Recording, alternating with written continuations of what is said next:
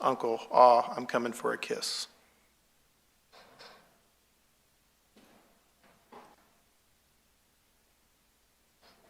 And the next one, please. 8/19/2018, 2:55. Free man, LOL, inside joke. And the next one. 8/19/2018, 2:57.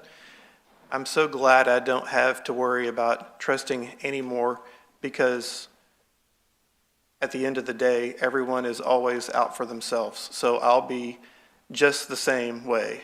FTW is back in full effect. Fuck it all. The next one, please. 8/20/2018, 12:43. You can't keep it real with me because I'm not important enough to do so. You keep cheating on me and I'm done with you, so stay in your feelings as long as you need to be. I finished with all my stressing and crying over you. I'm good. And the next message, please. It's 8/20/2018 at 1:06. It's so funny how you mess up and you decide that you're going to be mad at me because I don't trust you no more and don't want you no more either. This could have all been avoided, but you choose this. This is what you wanted, so now you got it. I just wish I didn't feel so much for you because you wouldn't be a issue for me to get over. But as I always say, it's just a feeling that will pass in time. And the next message. 8/20/2018, 1:09. You're just making it all so easy for me to just leave you alone. Goodbye, Iyana.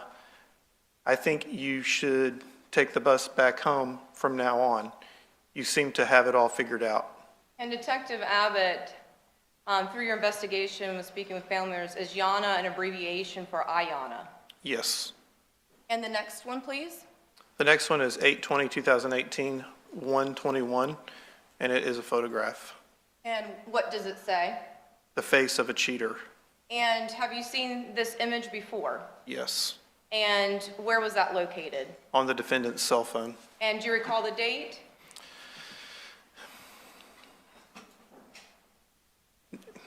No. Okay. Would that, though, the date be in the records? Yes. We read it off yesterday. I don't remember what it was. Okay, no problem. However, did that picture have a saying on it? No. And does this picture have a saying? Yes. And what is that saying? The face of a cheater. And who's the picture of? IS.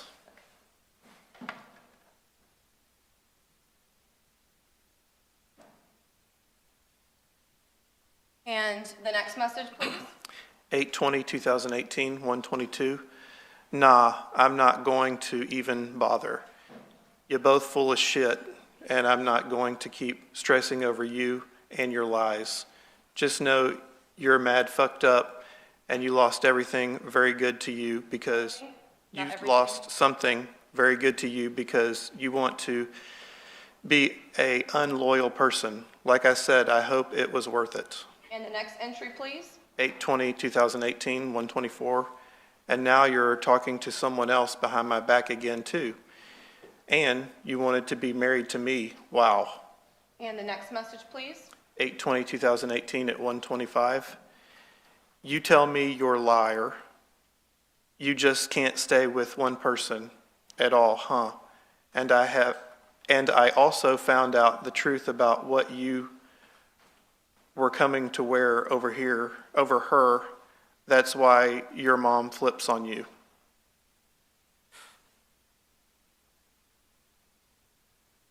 And the next entry. 8/20/2018, 1:32. I can't believe I'm still talking to you and actually trying to believe what you're saying, even when I know you're lying to me. I'm so fucked up over your manipulation. It's so sad. I really just need to get away from you. You know, a ton of people would say you're going to end up alone with nobody. I'm not going to say that because that's a lie. You're going to be with someone that is going to treat you the same exact way you have done me. And then you would be able to relate to this feeling I'm having. The next entry, please. 8/20/2018, 3:51. Oh, so you in your feelings now because you put some effort into something and I dismissed it like how you've been doing me. All of this was just words to me. The only real thing that I know is true is what I responded to. And the next entry, please. 8/20/2018, 444. You got it all the way twisted. I caught you in a lie. You didn't just come out with the truth, LOL. And you still continue to lie about things, so you have only your own self to blame for me feeling like I do about you. And the next entry. 8/20/2018, 713. No, 506. 506, okay. I didn't see you scroll that high. 8/20/2018, 506. Same shit, humble yourself, you're wrong. This why I'm not interested in being with you no more. You have an excellent excuse for everything you know you're wrong about. And the next entry, please, Detective. 8/20/2018, 507. I asked you how did you feel about your sister liking Jayco, and you said she always does that to you. Then you got real quiet, and I said, KP, you just fucked up, right? So get out of this fantasy, as you was truly just letting me know all your lies. And the next entry, Detective. 8/20/2018, 713. I'm not making anything up. I just choose not to bother you. I just choose not be bothered with you no more. You can keep the truth all the way to your grave, but just know, I know, and that's it. Just because I'm not acting crazy over it, don't make it hurt any less.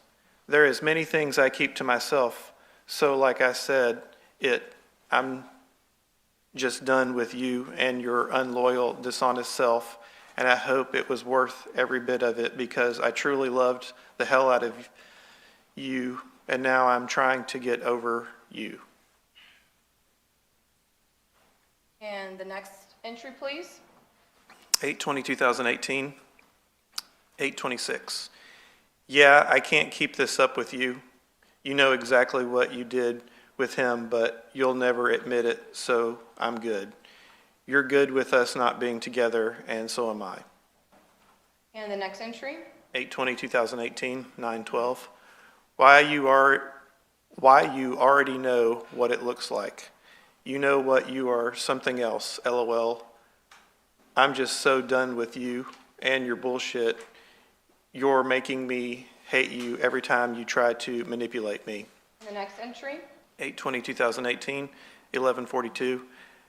I think you will pick a different distraction before you know it, and you'll never even think about nothing anymore. And the next entry. 8/21/2018, 201. Nah, I don't have nothing much to talk about, and plus, it's not the same anymore. And the next entry. 8/21/2018, 209. I didn't mean to, and I did already. Why you acting concerned for? Doing put me in the same caliber as you. I said I wouldn't, and I meant it. Me and Maya are just good friends. And is Maya a nickname for Samaya? Yes. And the next entry, please. 8/21/2018, 11:03. Yeah, I was just going to say GM, but then I thought about it, and you're the one that needs to make the effort, not me. And the next entry. 8/21/2018, 3:22. OMG, you was right. I can hear the train horn from the zoo. And the next entry. 8/21/2018, 3:22. I don't like nobody hurting you but me. And the next entry. 8/22/2018, 12:02. I'm sorry. I forgot you're carrying our child and you're oversensitive. I do love you very much and don't want you to keep going through this drama.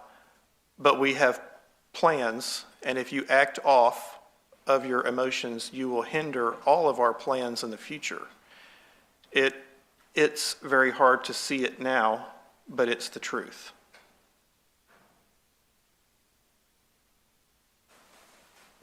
And the next entry? 8/22/2018, 2 o'clock. The day Uncle John told you that Maya liked Ken, they were already dating, and the very next day was the first day that they met up, they had sex, and then on his birthday they had sex. And the next entry? 8/22/2018, 4:29. You know what I'm talking about, but you want to play dumb. It's cool. Our whole relationship, all that you lied about to me, all of it, because I know all of the stuff you think I don't. Let's try this again. The next entry? 8/22/2018, 4:29. Okay, then I pray whenever you get ready to tell me the truth, you will, and see how much further we will go. But until then, this is what it is. And the next entry? Okay, 8/23/2018, 3:13. I lied about not liking Maya and wanting to do things with her. I started the whole thing. I told you that I was only talking to you, but I was also talking to Maya. The only reason we didn't do it more than once was because she found out that we were doing things and she didn't want nothing to do with me. I did kiss her down there once only. That was the same day we did it. I told you things to like me more, and when I told you that I wanted you to see our other people, I was lying, %2C. I talked to Mai about you and our problems all of the time, %2C. At first, I told you I was going to give you a baby to keep. I wasn't being serious, but once I seen how happy you were, I decided to give you 2 once you get older. After I found out about you and the boy, I was going to sex your sister to hurt you like you hurt me, but she didn't want to, so it never happened. I told you I had cameras up in the house. It not true. I know the truth from something else, which I'm not going to say.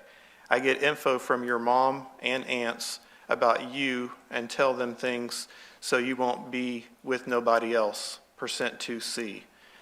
I said I'm not bothered by your actions anymore, but that's far from the truth. I hate when you are looking at other people, %2C. I hate when you talk to other people, %2C. I have your friends, %2C, neighbors. I hate that you still talk to that boy. I hate that you talk to other people on your social network, Instagram, Snapshot, and some other things you have, %2C. I act like I have hacked your phone and I don't know what's going. And the next entry? 8/23/2018, 3:18. I stopped wanting Maya after she turned me down the last time I got it in my head that it's not going to happen. She said, just laid there, say no, and she was much looser than you.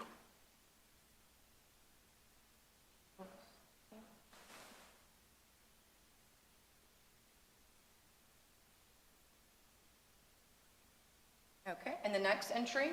8/23/2018, 10:30. You see, what you don't get is I don't give a fuck about what Maya do. I only care about what you do. And like I said in my truth letter to you, I would tell you aunt and mom about things so Be you... careful in your mom. I would tell you aunt and your mom about things so you could only be with me. But you might only read the Maya part and disregard the rest. And the next entry? 8/24/2018, 12:54.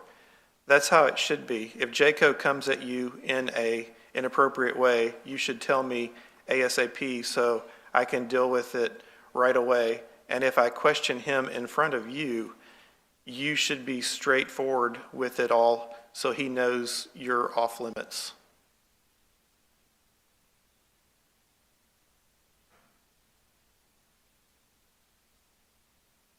And the next entry? 8/25/2018, 7/11, and it appears to be another picture. And can you describe what we're looking at? It is another screenshot of a text message from Uncle John. And could you just read the bubbles, please? So, yes. Yeah, text your aunt too, love. What's wrong, baby? Snap me. Yeah. Talk to me. Why are you crying? Hello. WTF, yeah. What happened from when we was talking to now? Are you serious right now? Okay then, GN, I love you. And then at the bottom you can make out that it says, I knocked out. And the next entry? 8/26/2018, 11/19. LOL, you will be my best friend. Went, you're pregnant. I'll cook for you until you can't eat no more. And the next entry? 8/27/2018, 101. Because I want to take care of you.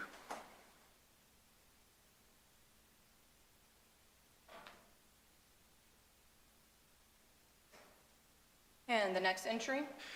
8/27/2018, 10/29. I was on the roof and you told me to see if the chimney was connected to the other apartment so you could talk to that boy. I said, yeah, and you started to make plans to change your school schedule so you can meet up with him and go to a hotel. I started to cry and then I woke up. And the next entry? 8/28/2018, 113. Yeah, I can hear it now. If a fire, yeah, %2C. Where Jaco, %2C. In my pants, yeah. You want to put it out? I can't. The next entry? 8/28/2018, 12/29. I'm Nim, being a B. I just want you to be okay, and I want to know where I stand with you so I'm not just surprised later that you've been with someone else and or you are talking to someone else. That's what I mean. I'd rather you just tell me up front so I can be prepared. And the next entry? 8/29/2018, 12/10. I've been kicked down there so much. Detective Adam, just take your time, okay? Make sure you're reading word, Yes, ma'am. exact word. Just take your time. I've been kicked down there so much, I'm not sure how you're even pregnant. How you're even pregnant. How you're even pregnant. Thank you. The next entry? 8/29/2018, 5:59. It's a picture. And can you describe it, please? It is a screenshot of a photograph of two people having sex, and it says favorite position. And the next entry? 9/2/2018 at 2:03. Says, ha ja. First off, that boy don't know how to fight, %2C. 2, I've been fighting all of my life. I can take hits there. I could stand there and let him punch me, and it would have no effect on me at all. Although I look out of shape, I'm very seasoned. Just 2 days ago, I beat the shit out of someone. I believe I'm going to be okay. You see, I told him to wait until everyone leaves. Not for me, it's so when I knock him on his ass, his pride won't be too messed up. The goal is not to defeat him, it's just to teach him to respect his place. And the next entry? 9/3/2018, 11:51. That's what your slow ass should have said from the fucking jump. And the next entry? 9/3/2018, 11:52. Because it was a simple question that you seem to had a problem answering it. It's cool though. I'm not going to bother you none. I'll talk to you tomorrow, GN. And the next entry? 9/3/2018, 11:52. Oh, so you're not going to fuck him. You'll just wait for me. That's what you meant. And the next entry? 9/4/2018, 9:27. I'm very aggravated right now. I'm going to hit you later. And the next entry? 9/7/2018, 12:21. Yeah, so I need you to be like 100% with me at all times. I'm just so in love with you, I'll kill you and cry. And the next entry? 9/17/2018, 1:34. No, it seems like you the one that wants that, but you don't want to hurt my feelings, so you rather start up your bullshit again so I can leave you. Look, I don't have time for all of your little games. You like to play like I'm stupid and don't see what the fuck is going on. I trust you until you start lying to me again. Just like how all of a sudden you back playing your Sims game full time again to the point you don't have time for me no more. I won't be surprised that you don't telk the next, And it's the N word? yes, it's the N word. Okay, go ahead. The same thing you tell me just so you do fuck up. Like the name you keep saying when we fucking, when you about to come and catch yourself.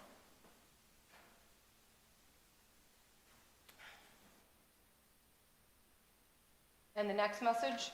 9/17/2018 at 1:43. I do you just keep lying to me?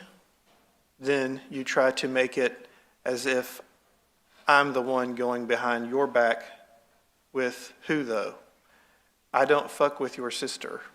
I don't talk to nobody but your ass. I'm just tired of your games. I'm getting getting very old sometimes.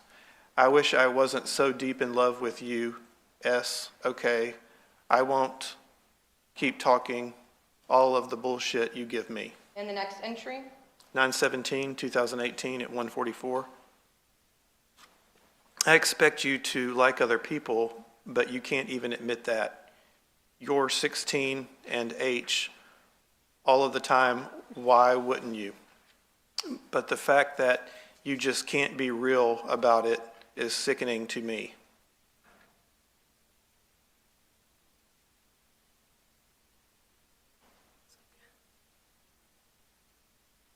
And the next entry? 9/17/2018 at 1:49. Why would she lie about deleting me on Snapchat? That's so stupid, right?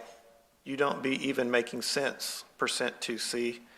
I believe when you said you went to your counselor's office to change your classes, but then you started with all the other bullshit that makes me question your story. But you have it all planned out, so I'm going to let you be. If there was a boy I was up into this point, I was trusting that you'll tell me, but I see you back to your old ways again. I hope whoever it is makes you happy, because obviously I can't.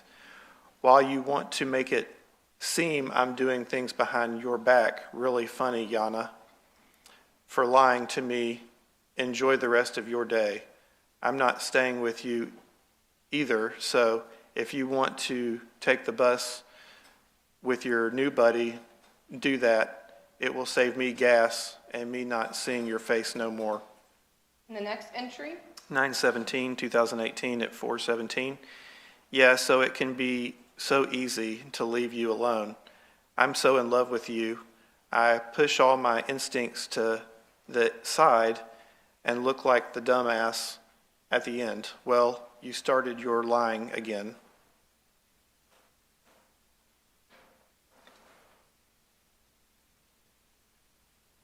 And the next entry? 9/19/2018, 11:20. I'm sure you won't understand what's my problem, so I'm just not going to let you bother me like you have been anymore, since this seems to be an ongoing problem with you.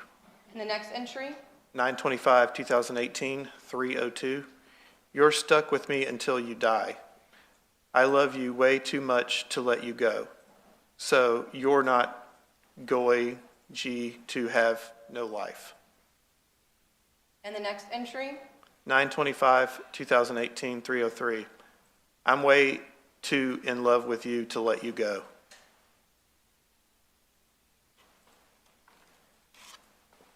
The next entry?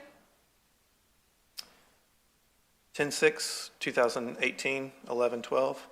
So if we get married, we will need to go to Vegas. And the next entry?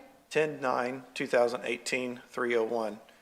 I'm glad you got someone else. I hope he makes you happy. Bye. And the next entry? 10/9/2018, 3:02. You mad fucked up. And the next entry? 10/16/2018, 6:22.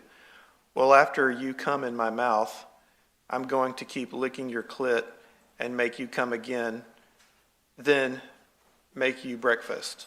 And after you eat, I'm going to slowly put my tip in, then rub your clit with my tip, then slide it in some more until I'm all the way in, all the way, then grab your neck and slowly, with a little pressure, until you about to nut, then come you until you nut.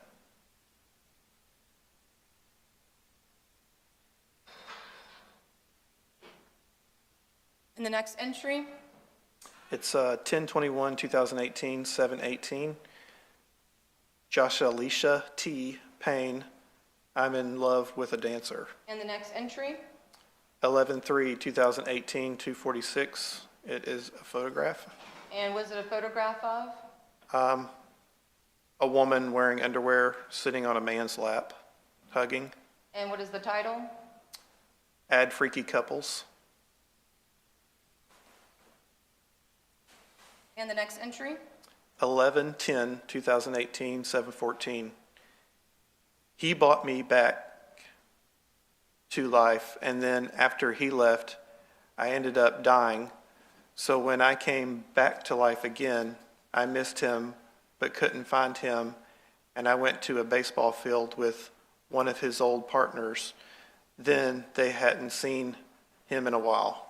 And the next entry? 11/11/2018, 3:33, 501 West Adams Street, percent 2C, room 2472. And the next entry? 11/18/2018, 11:33, wider hips. And the next entry? 11/18/2018, 11:33, thicker thighs. Next entry? 11/18/2018, 11:33, curly hair.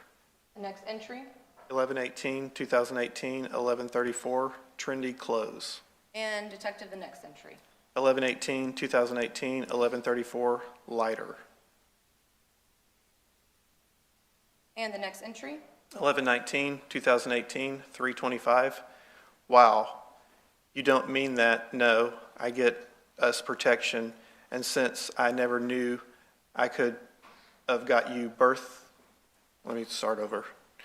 Wow, you don't mean that, no, I get us protection, and since I never knew I could have got you birth control without your mom knowing. Next entry? 11/19/2018, 3:26, I love being in you. I live tasting you with my tongue. I love your moans. You don't want to be with me no more.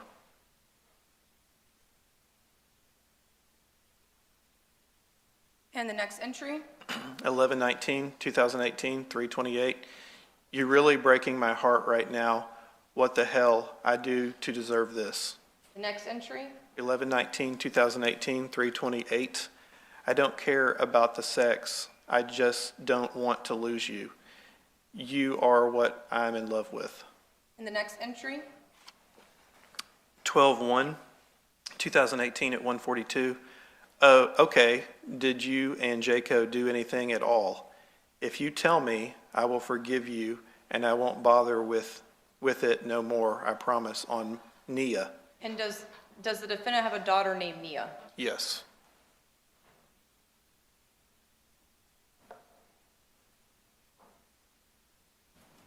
And the next entry? 12/4/2018, 1:49.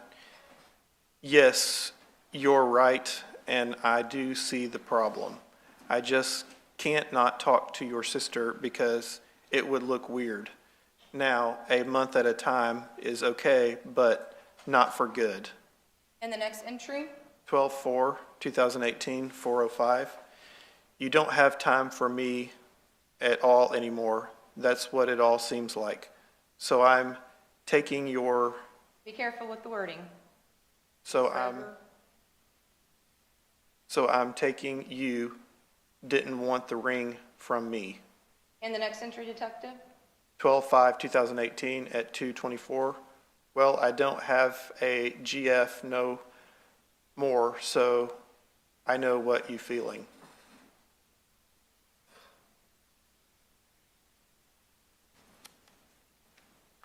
And the last entry. 12/5/2018, 3:27. Like what way? I know you don't want to be with me no more, so I'm assuming that you have someone else who you might be in mind or giving your time to, since you not giving it to me. And Detective, is that where the records end with the Princess 4846 and the excess Iyana communications? Yes. Now, Detective Abbott, I think you had mentioned earlier, did you send to get some Google location data from Google? Yes. And did you ask the crime analyst unit to map that? I did. And so I'm going to be showing you State's Evidence 35.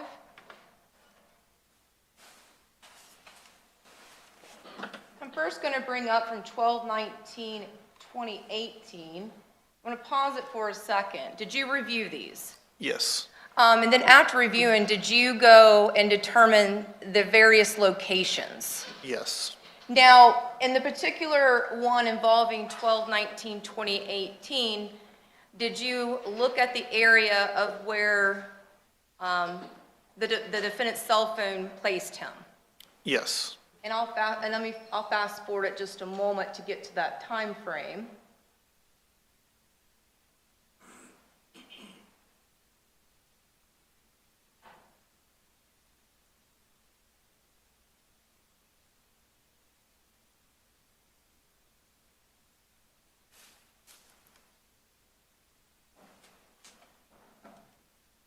So in the area around the 11:34, 11:33 timeframe, can you tell, did you actually drive out there? Yes. Can you tell us what the area is?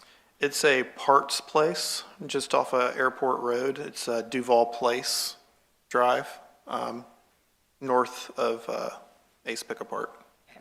Now, did you drive the distance between, and do you remember exactly this? You said it was off of what street, Duval Place? Duval Place. Is that here in Duval County? Yes, ma'am. Now, did you drive the distance between Terry Parker High School and this parts location off of Duval Place? Yes, I did. How long did it take you by car?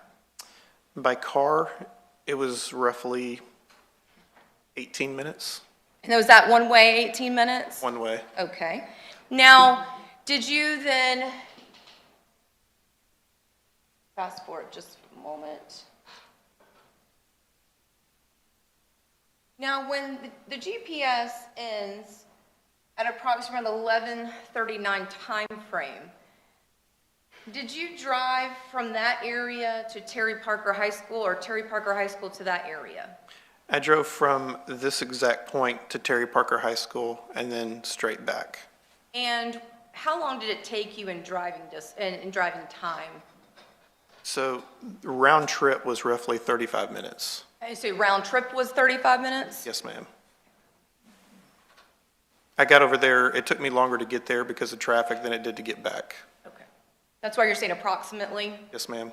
Now, and looking at the map as well, is the area around the 11:39/29 timeframe, is that north of Ace Pickup Park? Yes. And can you just circle approximately where Ace Pickup Park would be in relation to that pin? So in distance-wise, how far is that from the last pin on the Google location data? Approximately a mile, maybe a little less, a little more. So it's not far? No, Is ma'am. that fair to say? No, ma'am, not at all. All right, move on to December 20th.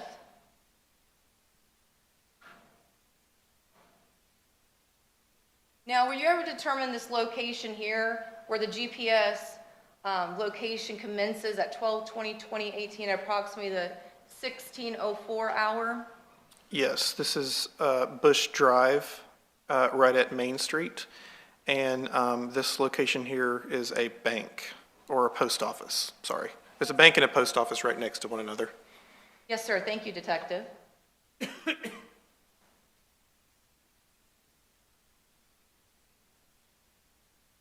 And how far would this location have been from Ace Pickup? 2 miles, 3 miles. And is Ace Pickup Park south of this area? Yes, ma'am, you straight down Main Street. And could you just draw for us which one is Main Street? And is that the roadway that's going north and south on this map at this time frame at 1611? Yes. Thank you, sir.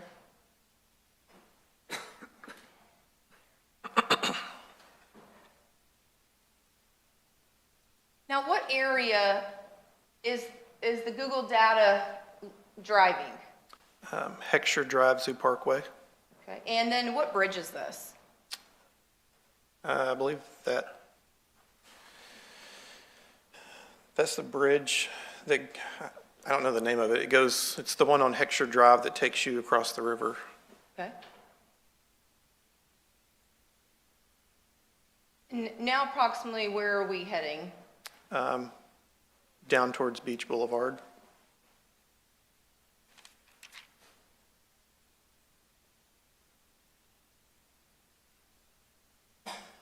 Now, were you able to determine the location of 10268 Beach Boulevard? Yes, ma'am. And what was that location? The gun gallery. And I believe you had already stated this is also where you found a sign-in sheet with the name Johnathan J. Quiles? Yes. And was it on the 12/20/2018 date? Yes, ma'am.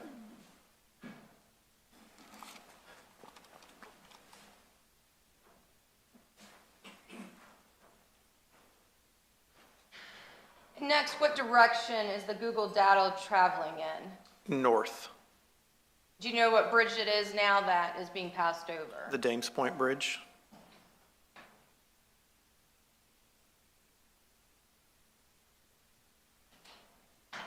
And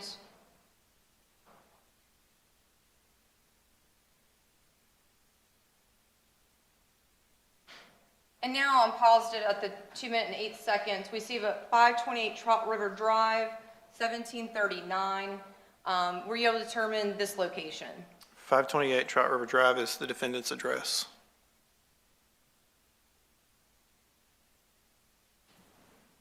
And now what direction is the Google data traveling? It's going back south. And do you recall what area of town this is that we're now traveling? And I'll pause it. It's at the 1809 time frame. I would consider this, it's Zone 3. It's kind of the Mayport area, Heckscher Drive area.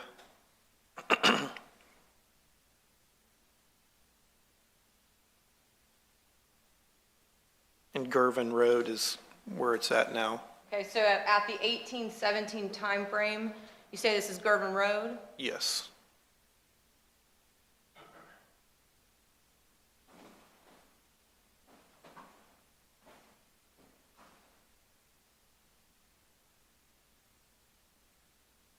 And is that where we're looking now, is the Gervin Road area?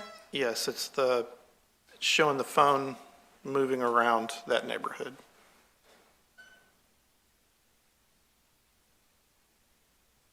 Now is the GPS now traveling, looks like westbound and northbound? West and then north. So I've now paused it at the 1848. Were you able to determine this location? This is a Walmart off of 295 and Monument. Now, When did you learn of the potential location defendant being at the Walmart? Once I got the results back from this, it was March 20th, 2019, and it takes roughly a week to get the crime analysis unit to map things for us. So 3 months later. Would you have been able to try to obtain video surveillance? We contacted them, and we were told that they only hold video surveillance for 30 days.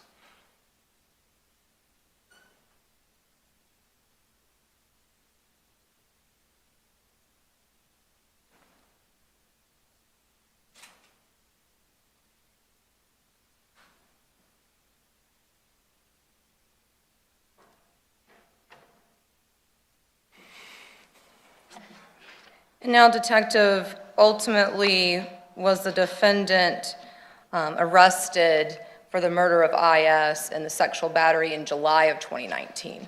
Yes. Just have a moment. No further questions, Your Honor.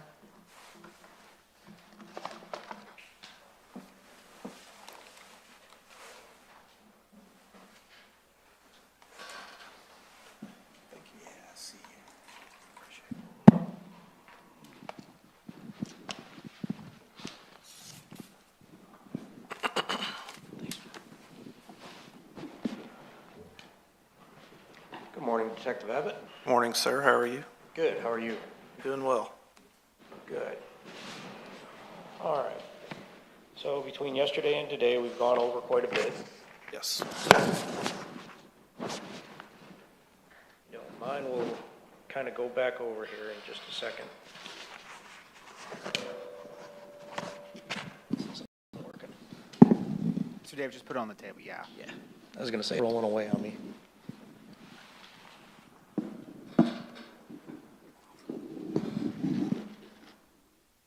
Officer, can you help him out real quick? You got it? Oh, okay. You good? Yes, sir, you're All right. All right. Gonna kind of back up a little bit if you don't mind. We're gonna start at the beginning. You stated yesterday, this started as a runaway, correct? Correct. Or missing A person? missing persons case. But believed to be a runaway, not endangered though, correct? We didn't know. She was supposed to come home from school that day, and she wasn't on the bus, and she never made it home, and no one knew where she was at. Okay, So I wouldn't necessarily call that a runaway. That's just a missing persons. right. But let's be clear, SS didn't give you all the information that she could have, correct? Initially, no. Okay. Well, throughout this entire, the first 5-6 months, she withheld information throughout the entire thing, correct? I wouldn't say 5 or 6 months. What she was trying to do was disguise and hide the relationship that IS had with her uncle and the fact that he was the father of her Relationship you child. believe- Your Honor, I would ask that the witness. I need an objection and a legal basis, and we'll move forward. Objection, not allowing the witness to finish the answer. Overruled. I need a question, I need an answer. Pause between the question and the answer, letting each other finish the sentences. If it's not the answer you want, you can go back and clarify. Yes, sir, Your Honor. So to be clear, it's your belief that Mr. Quiles was having a relationship, but you don't know that for sure? That's incorrect. All right. Through my investigation, I found that they were having a relationship. And in fact, within the first 9 days of this investigation, I've already obtained 2 confessions from the defendant, one from a brother and one from a wire. We didn't stop there. We continued to investigate this further because we want to try to gather all the evidence we can. And we were able to verify a lot of things and get social media stuff. All right. So, but initially, when she was missing, this wasn't on the media or television, correct? It didn't get on, I don't know when exactly it came on the media. I believe it started getting on the media just before I got involved. Which was what date? I got involved, I was notified on the 29th of December 2018, and I was officially assigned on the 30th of December 2018.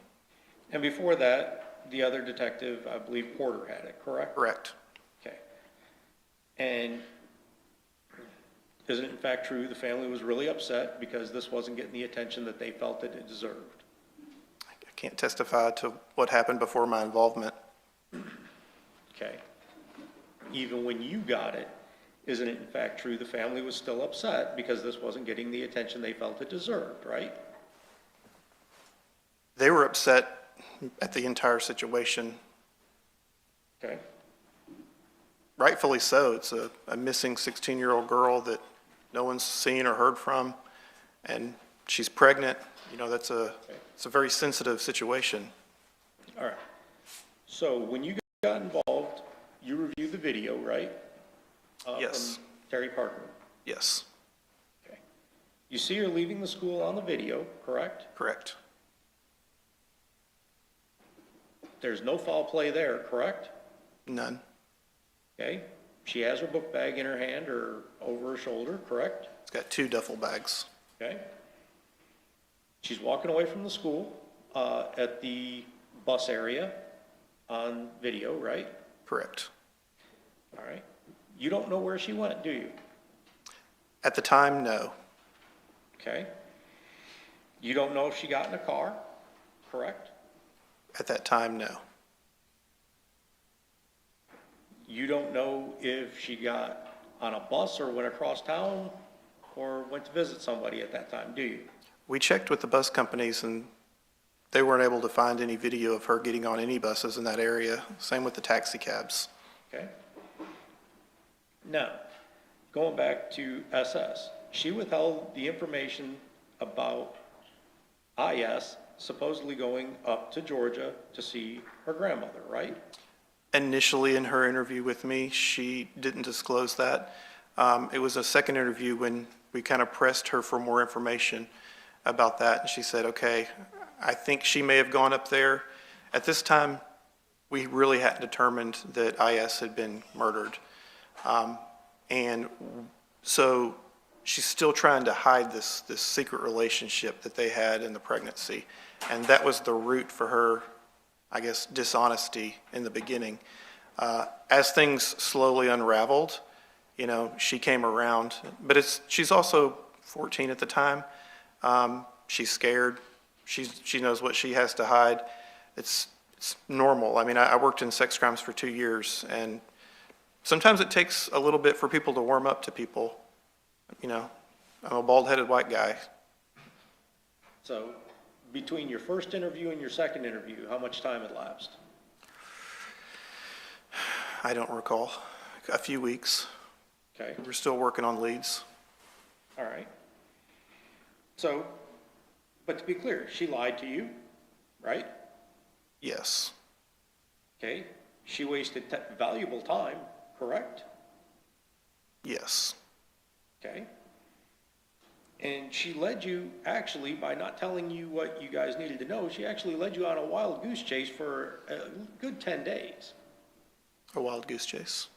She wouldn't tell you that where IS was supposed to be. She gave you other information that actually pointed you in a different direction, correct? She did claim that she believed she had went up there, but when she finally came off the truth, what she told us that happened on this Terry Parker video was that IS told her she was going to go to the grandmother's house for a couple of weeks and figure out a way to come home and tell her mother that the defendant was the father of their child. But in doing the due diligence on that, we tried to find her up there twice. We even put her on the spot to do a controlled call with her grandmother. Right. And again, I mean, this is valuable time of a missing child, as you stated, correct? Who we now know was dead by the time any of these conversations happened. You believe she's dead based on what you've put together, but you can't say for sure she's dead, can you? I believe she's dead based on your client implicating himself twice to her murder. You can't say for sure. You don't have a body, do you? We never found her, sadly, no. You don't have any blood, do you? We did not have her blood because the defendant manipulated the scene where he claims to have shot her. Said Okay, it was outside a vehicle, he shot her, and the blood that was on the ground, he scooped it up to tamper with the scene and get rid of evidence. okay. You think you have the gun, but you can't prove the last time that the gun that you recovered was even fired, can you? I don't know that anyone can prove the last time a gun was fired. All right, It's either clean or it's dirty, and to determine when it was fired is, I don't have that training. isn't it in fact true, the gun you recovered, you don't even know if that's the murder weapon either, do you? No, I don't. We have no ballistics or shell casings to compare. However, the defendant did make statements that the gun he used was still at his home, and we went to the home and recovered one gun. We'll get to the statements of my client here in just a few minutes. Bear with me, because there's a whole lot more to that. At the very beginning, Mr. Quiles and his entire family, his wife at the time, were both very cooperative and even assisted, correct? Correct. You went out there multiple times to his residence. He gave you free access. You didn't have to get a warrant, nothing. Whatever you guys need, he was willing to cooperate, right? We went out there once. Every time we went out there to get any kind of property after that, it was under a search warrant. Okay, The first time was just to speak, get consent for DNA, and get a background on where he was and where he works. okay. And he cooperated with all of that, Yes, okay? So did his wife, correct? correct. And you were aware of JSO officers going in there on multiple occasions when she first went missing, looking for her to see if she had gone there or anywhere else in that immediate area, right? It's protocol to search the house first before you expand the search. And isn't it in fact true, based on your investigation, he voluntarily let them in, gave them free access to anything and everything that they wanted, right? I don't know about anything and everything, but he did grant them access to search the property to make sure she was not there. Okay. Now, during the course of you speaking with both Mr. Quiles and his wife Naomi, you made mention about this, that my client made a comment about 38 pair of underwear being in some backpack or bag, right? He didn't say that it was in the bag. I was talking to them about her being missing, and Miss Naomi said, yeah, it's crazy because the only thing she took was her prized possession. I don't know what that is. So I'm like, what was that? She was like, she took all of her Victoria's Secret bras and underwear. That's her most prized possession. She's so proud of it. And while she's talking about that, it was then that the defendant said, yeah, 38 pair. Okay. So it was Naomi was the one that brought all this up about her prized possession, the Victoria's Secret underwear, right? Correct. Okay. But not how many pairs. Okay. But isn't it in fact true, through the course of your investigation, you came to learn that both IS and SS were over at their residence on a regular basis, right? Yes. Okay. And she would come over there after school, stay there because her mom worked various hours or would be doing various things. And it was at Kimberly Mobley's direction that IS or SS would go over there, right? Correct. All right. So they had clothes there as well as their underwear and other things. I would imagine if they're going to stay for a couple of days that, and this is true for myself, I'm not going to pack every pair of underwear I own to go spend the night with somebody for 1 or 2 days. Okay.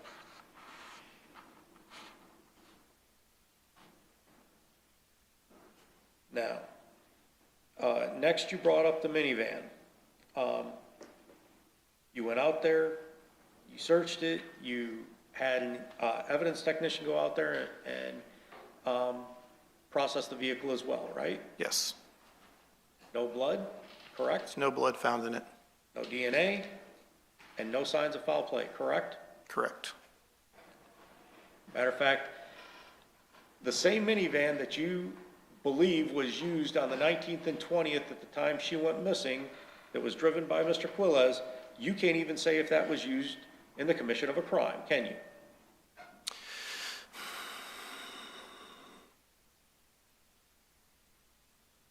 Technically, no.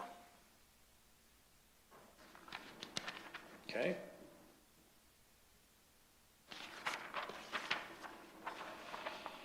Now,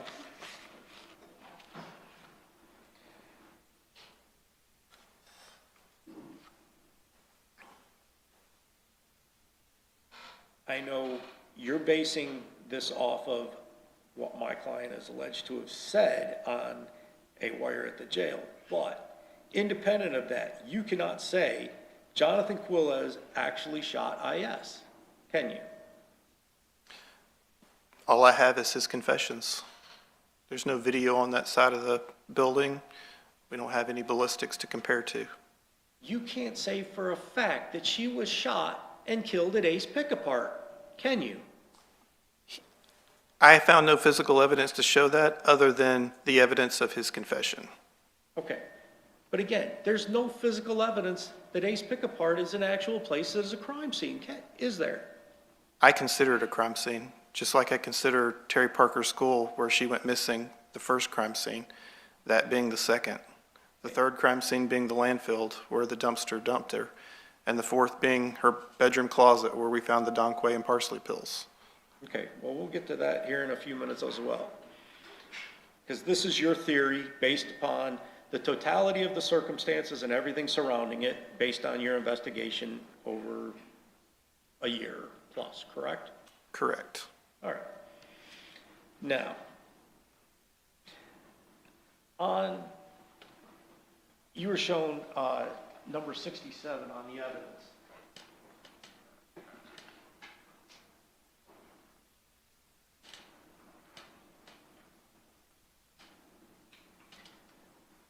Your Honor, may I have Detective Abbott step down forward? Of course. Sir?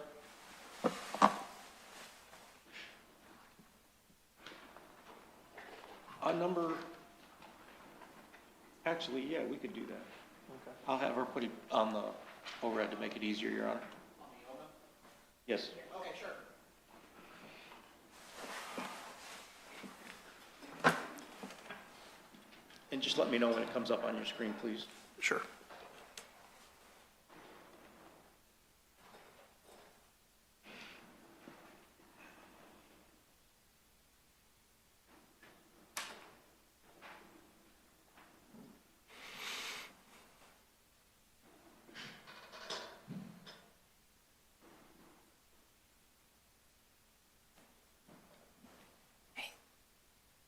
Easy, can you help me?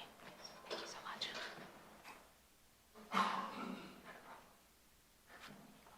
Just came.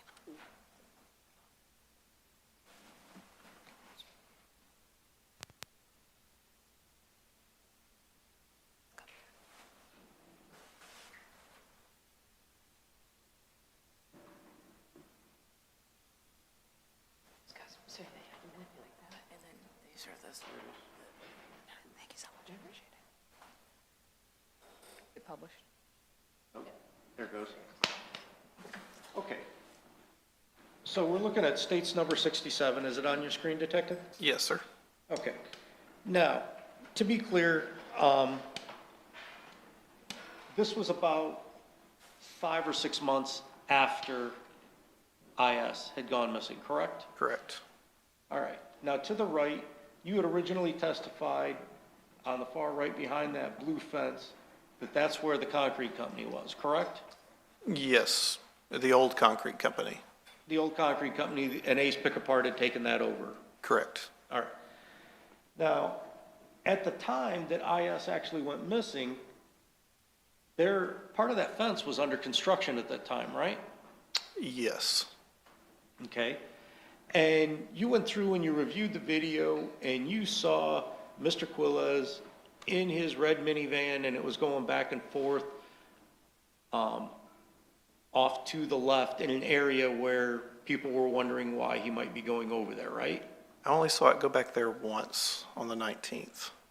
Other than that, every time it pulled into the parking lot down here, it turned south to park. And he would always back in over here and one time he backed in over here. I guess he was backing in over here, not here. Okay, but on the 19th and 20th, if he went over to the other side, that area was still under construction, there was work being done over there, so he would have had a legitimate reason to go over there, right? Of course, this is part of the property, and in fact, on January 8th, that's where we made contact with him working on a fence. Okay, He had rights to the entire property as an employee there, doing many different tasks. right. But on the 19th and 20th, where there was questioning why would Mr. Quiles be going over there, he was actually, as you stated, even on the 8th, he was going over there, they were working on the fence, and that area was still under construction, and that was also a storage area for Ace Pickup Park, correct? I don't know if it was a storage area or not, it may have been. But the only time I've ever seen him go back there was that one time on the 19th, and that was when he returned from where he was gone. Did you review part of the video where he was using a loader and he was picking up vehicles and moving the I vehicles? did see him go that, but only in the van did he ever go back there once that I was able to see. And I'm referring also with the loader, where he'd go over there, pick up cars that were being stored over there, Yeah, he would come back and forth with loaders moving vehicles. okay? As well as he swapped out the forks for a bucket, and he would have picked up rock and lime and stuff like that to fill in. Rock, lime, dirt. Okay. So him going back and forth to that area is and was not uncommon at that time, correct? Correct. But this is a part that, like he said in a confession, a remote area where customers are not allowed to go, where there's not a lot of people working. Okay. All right. Now,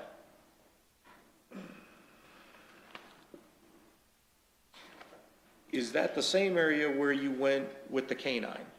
This was one of the areas we also went with the canine, yes. Okay. And the canine actually alerted on a blue GMC, correct? Correct. Okay. Was there any other vehicle that it alerted on? There were other vehicles out in the main lot, as well as the car crusher. Back here, the GMC, I believe, was the only one it alerted to, if I'm not mistaken. Okay.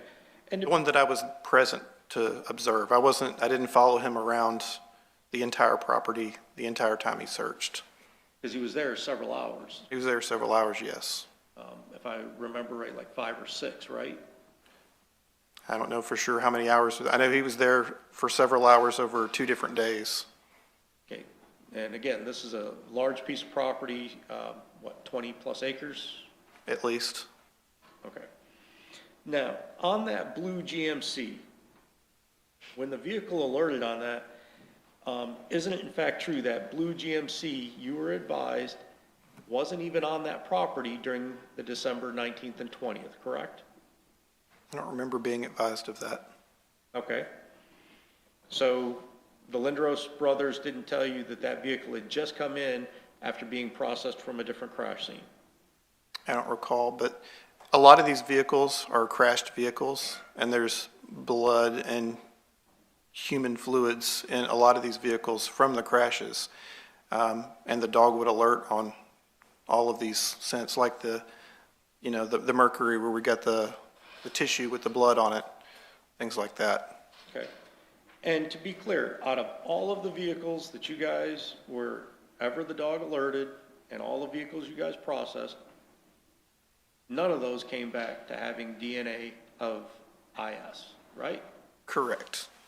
But And you also have to remember, his statements were that he shot her outside of a car, not in a car. So, learning that after the fact. At the time, we didn't know. We're looking at everything, and everything is, suspect until proven otherwise. But okay. What day were you out there with the dog? the 8th and the 10th. Okay, same time you were doing the wires, right? The wire came on the 9th. Okay.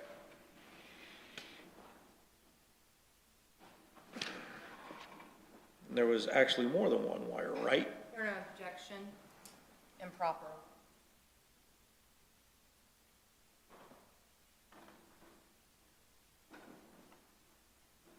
And if we need further discussion, I would ask for that.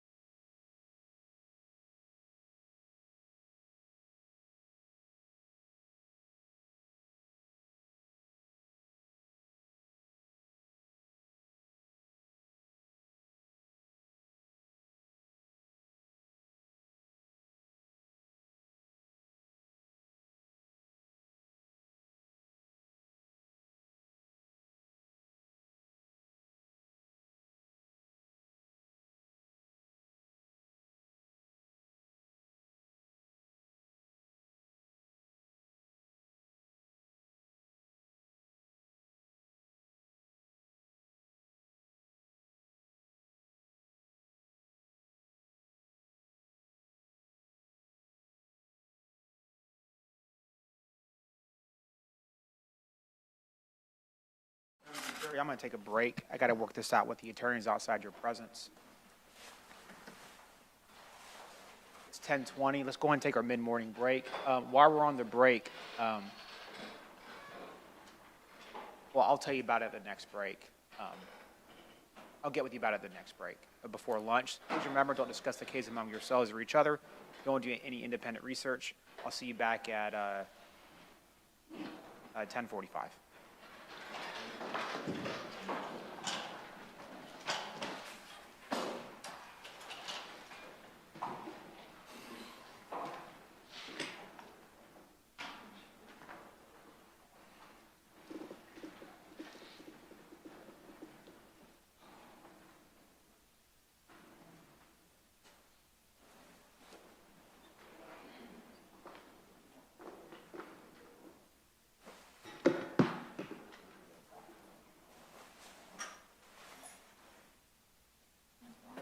All right, the jury's outside are present. Detective Abbott, I'm sorry, it's my fault. All right, so we're still on the record. Detective Abbott, do you mind stepping out? Sure. You can feel free to get your steps in. Land on it.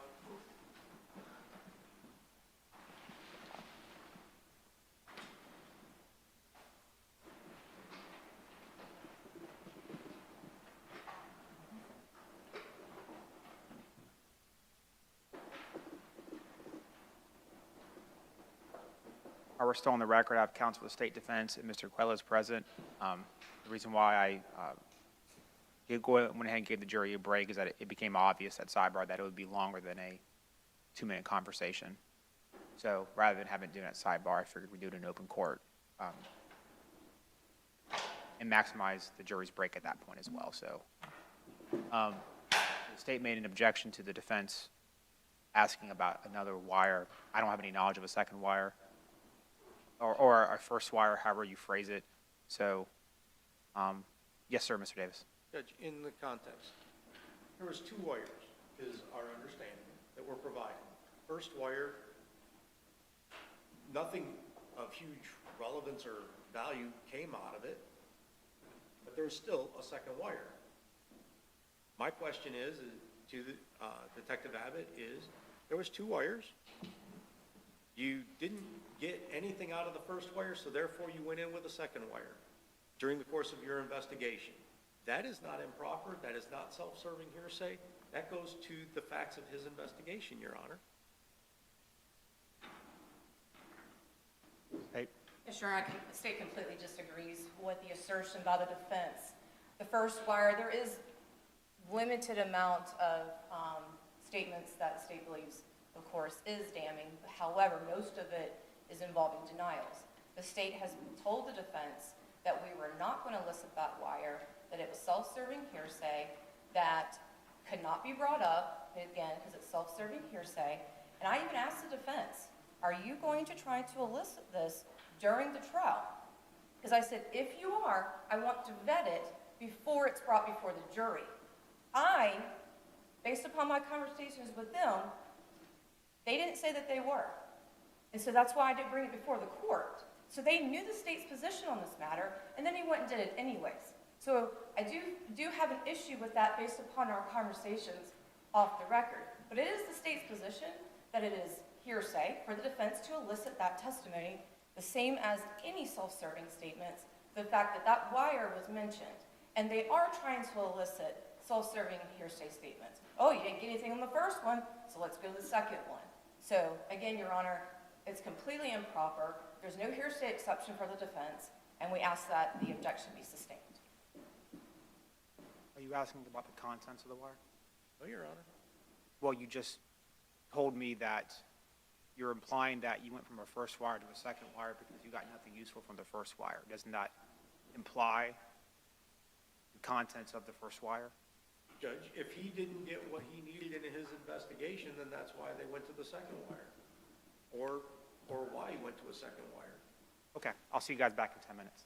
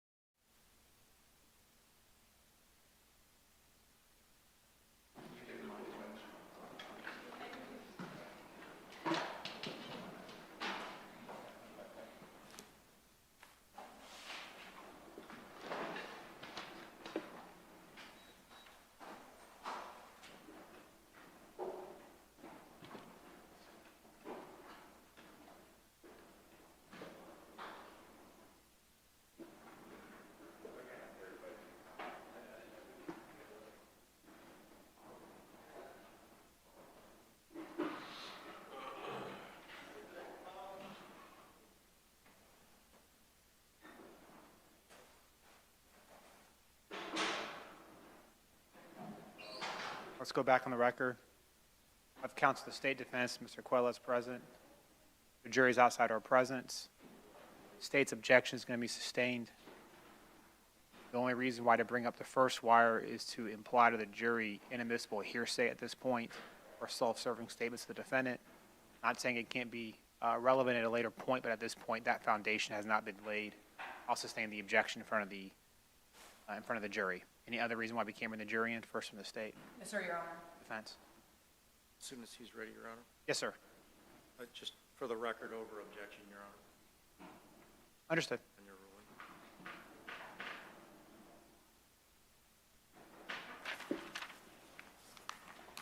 ruling. Bring the jury back in, please.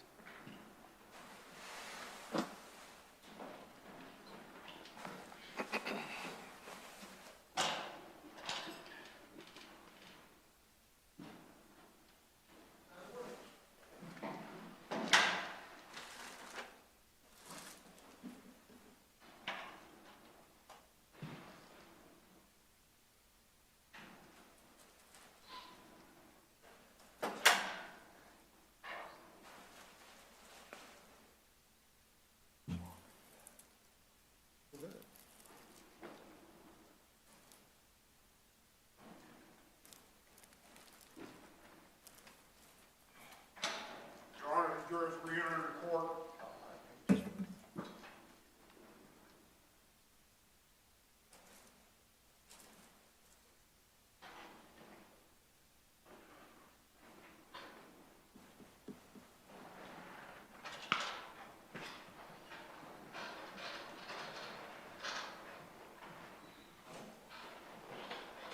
Members of the jury, welcome back. You guys may have a seat.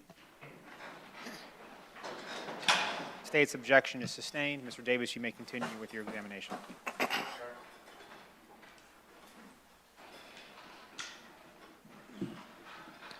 All right, Detective Abbott, you had testified as to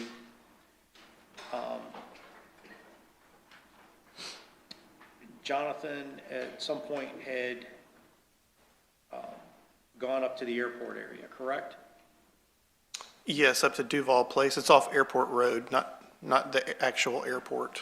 Right, he went to a business called Fastenal, correct? Yes, it's a parts store. It's a parts store, and that parts store provides parts for machinery and equipment used at Ace Pick-a-Part. Yes, sir. Okay, so him going up there didn't seem out of the ordinary if he was doing it in the regular course of business then, would it? Correct. Okay, and that was on December the 19th, if I remember correctly? Yes, sir, the 19th. Okay. Now, you had also testified that the distance from Ace Pick-a-Part up to Fastenal is about, what, 18, 20 miles?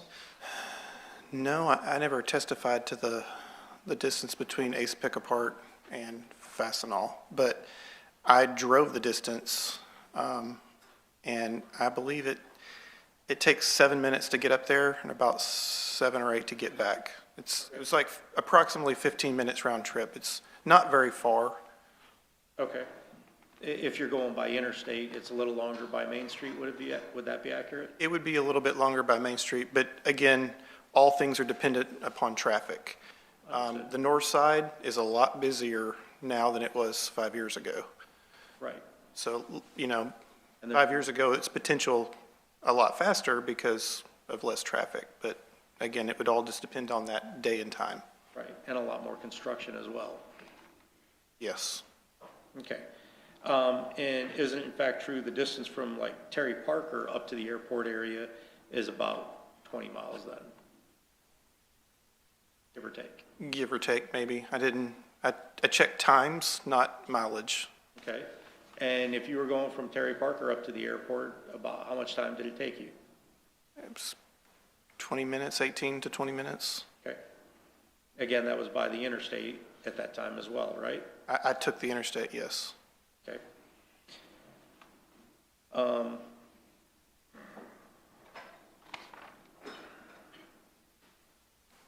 Now, after that, you said that Joseph Quiles, his brother, called in and gave the tip, right? Correct. And that is what changed your investigation from a missing person to a homicide based on what the brother advised you, right? That and the fact that the day before we have his DNA found in the crotch of her underwear. Okay, well, since you brought that up, let's go to that. The DNA that was found in the crotch of her underwear isn't in fact true. You don't know whether it is based on skin cell or whether it's based on serology, do you? No. Okay, and it was inconclusive and unable to be determined by your own FDLE, correct? On which one it was, yes, but it did belong to him. Okay, They just can't tell us what type of DNA it is. so the mere fact that it could have been a skin transfer from him picking up her underwear and putting it into a bag or giving it to her since she was staying over there and maybe his wife washed it and there was a skin transfer, you can't be sure how his DNA got there, can you? I can't really testify because I'm not an FDLE analyst that does biology on, I was told that it was closer to serology than skin cells, but again, I'm not the scientist. We rely on their information, but they weren't able to, like you said, tell us one way or another. Okay. All right. Now, and to be clear, then between that and Joseph Quiles, that's what changed your investigation to a homicide, right? Correct. Okay. And then it wasn't long after that, you started searching the Otis Road landfill, forgive me. Correct? Correct. Well, we have to verify everything that the brother said, obviously, which started with his place of employment with, hey, is there a roller-away dumpster on this property? Yeah, it takes a week to fill it up. Do you have a record when it was picked up? In fact, yes, we do. It was picked up on the 20th, which then led to Otis Road. I'm going to stick to answering my question and not sidetrack, please. Okay. So now, Otis Road landfill. In doing the Otis Road landfill, it took a lot of time and effort to coordinate all of that and set all that up, correct? Correct. So it didn't just happen overnight and that's why there's a time lapse between around January 9th or 10th all the way to the 16th in order to coordinate all that and set it up. Would that be accurate? That is accurate. All right. Now, out there at the Otis Road landfill, we're not just talking a couple of people, we're talking upwards of 50 to 75, even 100 people a day, right? Yes. Police. I'm sorry? Police officers that were there searching? Yes. Yes, sir. So in the pictures where we just see one or two people maybe holding up something, that's not an accurate depiction of the sheer volume and magnitude of the amount of labor, man hours, and work that went into this, right? Correct. We worked in rotations. It was hot on some days and cold on others, and we're wearing Tyvek suits with masks, helmets, gloves, boots. Very hot. It's very difficult to work in that. So you would send people up 10, 15 at a time to do the searches for about an hour, and they would come down, they would get rid of those suits. The next crew would come in with new suits. So there might be 60 people, but it's not like all 60 people are up there, digging through, searching. Some people are only washing boots. Some people are going back and forth getting waters. Some people are giving you rides to and from the top of the hill. It was a pretty good operation, but we tried to keep the search limited to a few people. Plus, we were switching off with detectives that were right there with them, going item by item, and hey, raise your hand if you see anything that looks weird. I know when I was on top, I personally checked every single pile looking. Right. All right. Now, the area that you guys were looking was an area where you were advised, it was believed that the Ace Pick-Apart dumpster would have been dumped in that area, correct? Correct. All right. Now, were you also aware that in that same area, that Goodwill dumps, the business Goodwill, Ed Smallfield told us it was the only thing that got dumped out there was construction debris. Okay, He's the manager of the Otis Road landfill. okay. So then it would be a surprise to you that Goodwill and the malls and other areas also dump there? That would be a surprise because that goes against what the manager told us. Okay. All right. And even with Ace Pick-a-Part, that goes into their dumpster, there's clothes from vehicles that were wrecked or salvaged or whatever, right? Correct. Now, the bras and panties that were provided to you or that were recovered out there at the landfill, you can't say definitively that those were ISs, can you? No, the DNA that was recovered on certain of those items was not enough to be conclusive. And you can't even say that they were the correct size either, can you? Some of them were of different sizes. There was one pair in particular. Most of the things that came out of there were super dirty, as you can imagine. But the one pair of underwear that we described of black, white, pink from their Valentine's Day collection from 2016, that was a cleaner pair of underwear that had come out of all of this, which also matched pairs that IS's mother and aunt had bought. They went together to buy all three pair. And the pair that was recovered wasn't the same or the correct size though, was it? It was small. I believe it was the same size. Okay.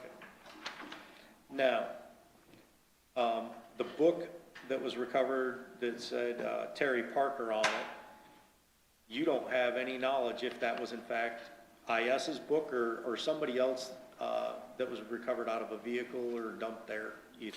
I called the school to see if they had a record of that. And I gave them the numbers off the barcode for Terry Parker, and they said that the book was not in their inventory, but they said that they have books that students can borrow and have and take in return without, keeping an inventory of it. So I can't definitively say that it was or was not. Okay. Let's see.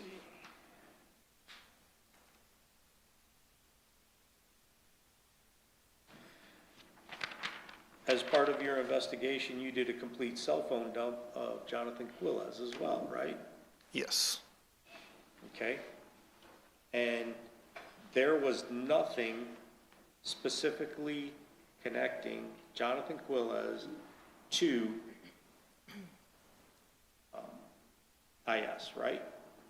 The only thing that I found when I searched her name and number, there's a search option that does a master search of the entire device, and the only thing that linked to him from his phone dump, or to her from the phone dump, was her contact. Right. Now, you had brought up that there was a 2-year gap in there between, I believe, 16 and 18, where there's nothing on the phone, right? Correct. Okay. And you speaking with Mr. Quiles, isn't it in fact so? He advised you that during that 2-year gap, he was using a different phone, an iPhone at that time, right? He told us that he had recently got a new phone, but if you compare that to the records, everybody knows when you get a new phone, they transfer all your data to the new phone. However, you see information on the phone from 2016, then there's a gap, and then it picks back up at 18 with a 2-year period missing from phone calls, texts, and location data. Okay. And me not being a tech guy, Android and iPhone, though, don't interact well with each other, do they? I don't know. I'm not. Okay. So if he was using an iPhone, that doesn't necessarily mean that everything would transfer over or be able to be found on that. I can't say if it would or would not. Okay. So, but he did advise you he was using an iPhone though, right? I don't recall him saying iPhone. I recall him saying, I got a different phone. Okay. And do you recall him telling you that when that phone broke, he went back to using this backup phone until his new one was coming in? He may have said that. Okay. So it wasn't like he was trying to hide the last 2 years and wipe it out. It was just he was waiting on another phone then, right? Your Honor, objection, hearsay and speculation. Sustained. All right.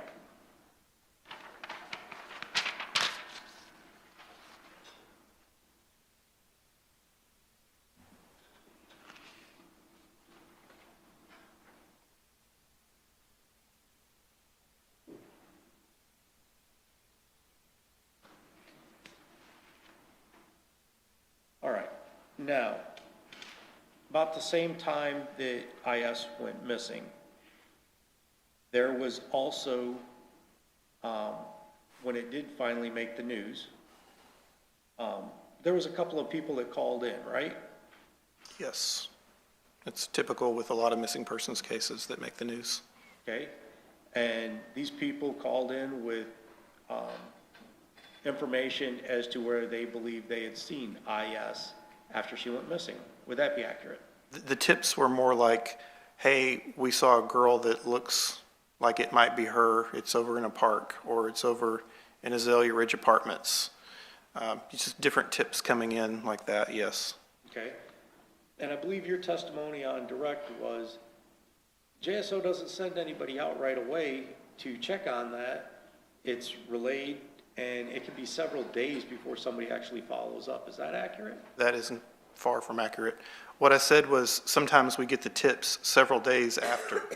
That sometimes when they call in, it could be a couple of days afterwards when they're calling this in. Hey, 2 days ago, 3 days ago, yesterday I saw her in this park or walking down this street. Well, in instances such as that, it's easy to vet those quickly because obviously the person's not still going to be walking through the park a day or 2 days or 3 days later. But the ones that were close in time frame that we could quickly get out there, we did send detectives out to search for video, to look for people, anything that might corroborate the tips. But everything that we ever tried to do, I mean, we never found anything. Okay. Now, you also testified on direct about the pill bottles, the Don Clay, and the parsley. Correct. Now, what dates did you go out there and retrieve those items? I was contacted April 2nd about that, and as soon as she called me that night, it was like 9:30, 10 o'clock at night, and Detective Guthrie and I were working that night because we were on call. And I'm like, let's go out there, let's get crime scene, and we went straight there to see the stuff and collect it.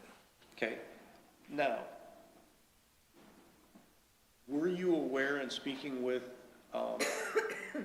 Naomi Quiles that IS and SS would use her computer to order things through Amazon?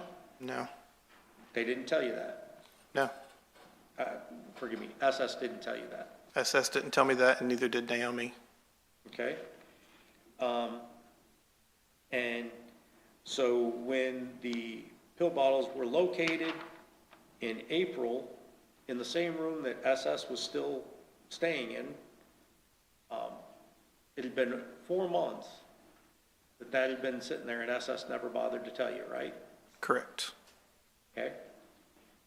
And both SS and Kimberly Mobley had access to those, correct? Correct, but Kimberly Mobley, when I talked to her that night, she had never seen it before. She didn't know what it was. She said, and like I said before, SS was kind of slow to warm up and start coming off of information, just trying to hide all of this stuff still.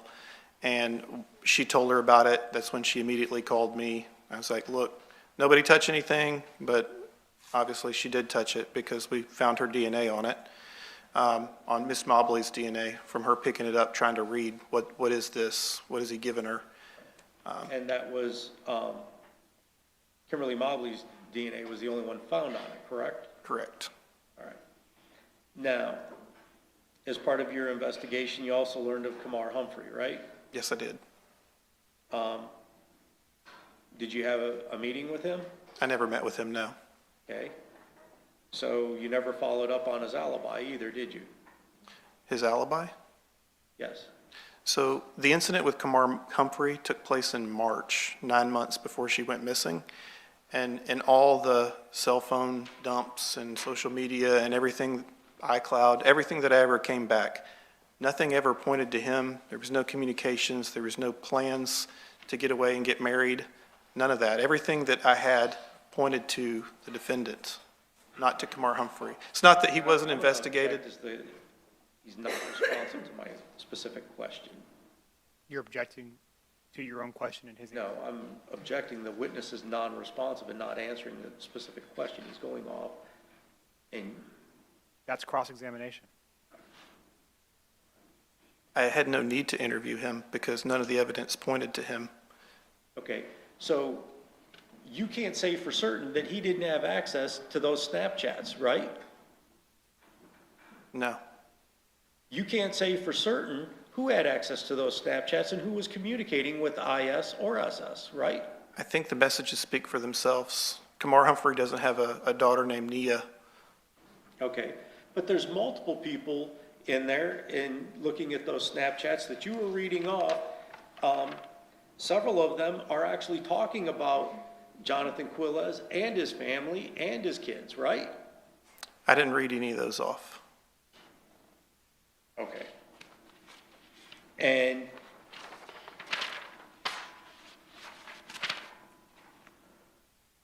but again, you don't know where Kamar Humphrey was on the day IS went missing, right? Correct. You don't know if Kamar Humphrey was still having a sexual relationship with IS at the time, do you? I believe he was not. That's your belief, but you don't know. After the allegation, he kind of disappeared and got away from that family to avoid that entire situation at all. But like I said, in all the evidence that I found, nothing ever pointed to Kamar Humphrey. So he disappeared around the same time that IS disappeared, right? No, he disappeared right after the allegations in March, 9 months prior to her disappearing. Okay. But that investigation continued. It was a special assault investigation. You say he disappeared in March, but wasn't he in fact here in Jacksonville on Christmas of, When I say disappeared, I meant he left the house where he was staying across the street from IS and went to stay elsewhere in Jacksonville with family. okay, but you don't know if he was still having an ongoing relationship with her, do you? I found no messages or any evidence of that, no. However, in September, she would be 16 and he would be 20 or 21 still. In the state of Florida, that relationship would then be legal. Okay, but he was already a sex offender at that point, right? I don't know what date he became a sex offender. Okay.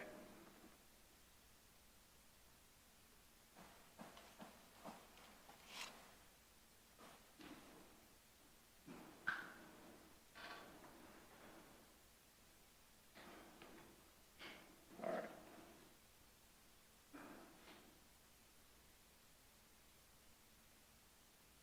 Going back to the Snapchats that you were testifying to.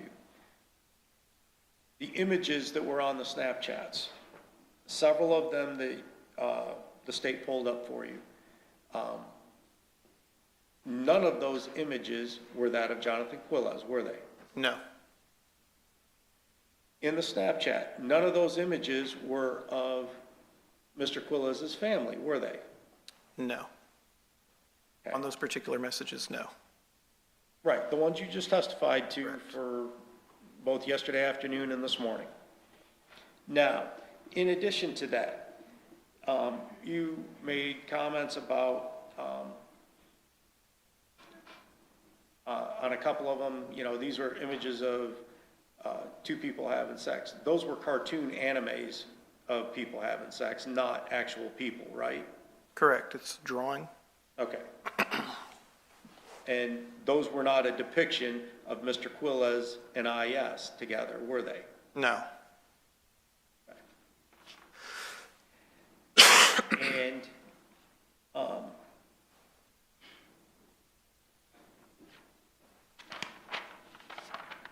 again, IS had 3 different accounts, right? yes, Okay.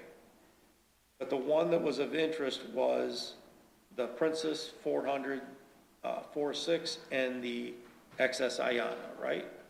Correct. I did warrants for all three, though, to obtain the data from all three. Right, but those were the two that were seen where the messages were going back and forth. Where they are communicating back and forth, yes. Okay. You don't know who created these Snapchat accounts, do you? The Snapchat log shows that they were created using her email address. Okay, but you don't know who created it. Correct. It could have been Johnathan or IS. For all you know, it could have been me, right? Did you know her email address then? You don't know who actually was texting between the accounts, do you? I attempted to get their IP addresses for the logins to see if that was, but I was too late on that. I did that after the fact. I should have did that earlier, but that's something that I didn't realize I could do. And by the time I attempted to get that to determine locations for that information had already been purged. But as we can see in some of the other things that, some of the other snaps that were screenshot that I read off, they're in the same house while they're snapping things. For example, where he said, "I'm going to sneak a kiss," and Okay, how do you know they're in the same house? You're that's what the speculating message, as that's to what the that. message said. You're speculating as to that, though, The message said we're in the same house. okay? But you can't say for sure at that point in time that was Johnathan Quiles at the house, or if it was someone else, can you? The message says uncle.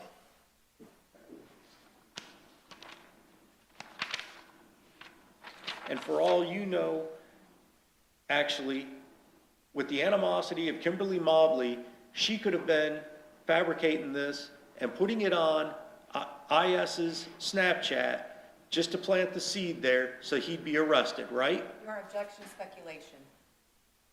Sustained.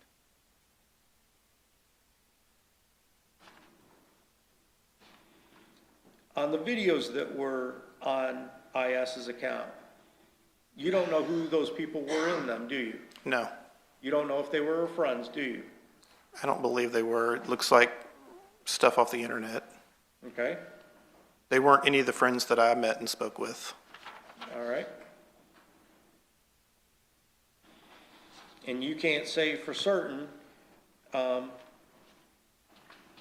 again, who put those images up there, right? They came from that account, the Princess 40046 account. Right.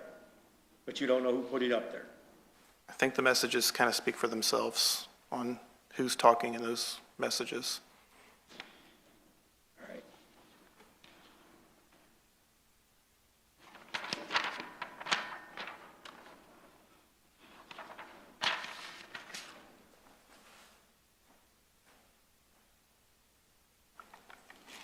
Judge, may I have a second with counsel?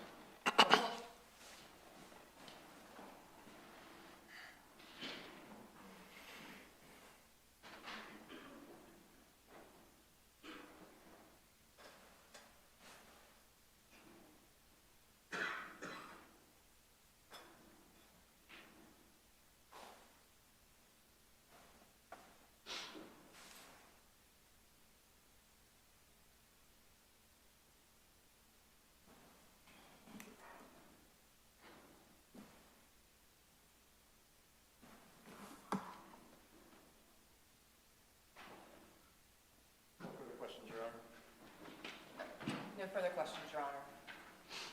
See you, sir. Yes, sir, thank you. The rest of your day. Thank you. State call our next witness. Naomi Mobley, Your Honor.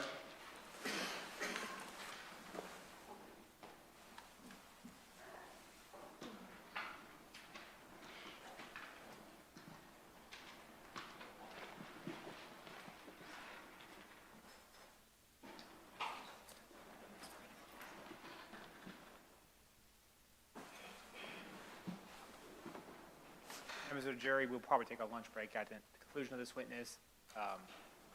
I'll have some updates for you regarding scheduling that we can discuss at that moment as well.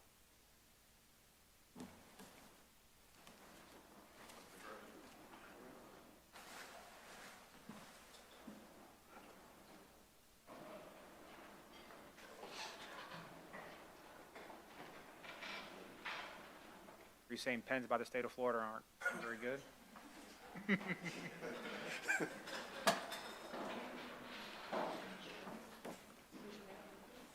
you solemnly swear or affirm the testimony you give will be the truth, the whole truth, and nothing but the truth, so help you God? Ma'am, good morning to you. Ma'am, come over here to your right. Please watch your step as you come forward. If you need a glass of water, let us know. Mr. Gray will certainly accommodate that request of yours. Thank you, Your Honor. If there's an objection made during the course of your testimony, I just ask that you pause, let me roll in the objection, and we'll go from there, okay? Yes, Your Honor. You can manipulate the microphone to help you project your voice. And with that said, state you may inquire at your ready. Thank you very much, Your Honor. May it please the court, and good morning, ma'am. Good morning. Will you state your name for our record, please? My name is Naomi Mobley, Ma'am, will you spell your first name? Naomi. And where do you live, ma'am? I live in Springfield. How long have you lived in the Jacksonville, Northeast Florida area? The majority of my life. So it'll be about 43 years on and off. Now, Ms. Mobley, I want to direct your attention back to the time period of 2017 to 2018. Who did you live with at that time? I lived with my then husband and our daughter. All right, and your daughter's initials, please? NQ. Now, when you say your then husband, for our record, would you name who that was? Johnathan Quiles. And will you spell that middle name? Jayco. And do you see Johnathan Quiles in the courtroom right now? I do. Will you describe where he's seated and an article of clothing that he's wearing? He is seated to the right of his defense attorney, or to the left of her. He has his hair in a ponytail, blue shirt, and glasses on his face. Thank you, ma'am. Your Honor, may the record reflect that you've identified them. So reflected. Ma'am, how long were you married to the defendant? Approximately. Prior to his arrest? Yes, ma'am. Prior to his arrest was 5 years, and after his arrest, it was probably another year or two before the divorce was final. At one point between 2013 and 2018, did you and the defendant and your family live on East 16th Street? Yes. Is that Duval County? Yes. At one point, did you move to another residence at 528 Trout River Road? Yes. And when did that move take place? In April 2018. Who was living in the household during that early to mid portion of 2018? Just myself, him, and our daughter. And how old at that time approximately would your daughter have been? She was 3 at that time. Was that 528 Trout River address also in Duval County? Yes, sir. And with respect to those were single-family dwellings, correct? Yes, sir. All right, and the jury's seen those, and we won't run through any photographs. When you moved in April of 2018, at some point in time, either before or after that, did you become pregnant? It was after. All right, and approximately when did you become pregnant? I was aware that I was pregnant in June 2018. And throughout that point, from June of 2018, moving forward up until December of 2019, did you have nieces that would come over and assist you and your family? Yes. And would you tell us who that they were? You want their full names? You can just use initials. IS and SS. And what, in general, would be the purpose of them coming over to assist? Like specifically for what? They would come and help assist with my daughter while I was at work, or just assist with my daughter or spend time with me. All right, and because you mentioned your work, will you tell us at that time where you were working? When we moved to the Trout River world, I started working at my current job where I am now, And where's that? at Citrus Transport. All right, and what do you do there? I am a driver, recruiter, and coordinator. All right. And prior to when you took that job in 2018, what were you doing prior to that? I was driving trucks. Did that require you, on that first job, prior to becoming pregnant, you to be gone on the road and driving a certain period of time? Yes, I typically took loads that would have me to start my morning just after 2 a.m. Long days? Yes, And during that time period when you were gone during those days, would you have your nieces come over and help with your daughter? yes, Was there a time period where your then husband broke his leg? yes, he broke his femur. And approximately when was that? This was around August or September. It was August 2017. All right. And was he incapacitated for some period from the middle or late 2017 moving forward? He actually recovered quite quickly. He was down for about 2 months, and then around October 2017, he was cleared to go back to work. All right. And just to encapsulate that whole period of time from mid-2017 all the way through 2018 in your pregnancy, were your nieces coming over to assist you, your family, your husband, or a combination thereof? Yes.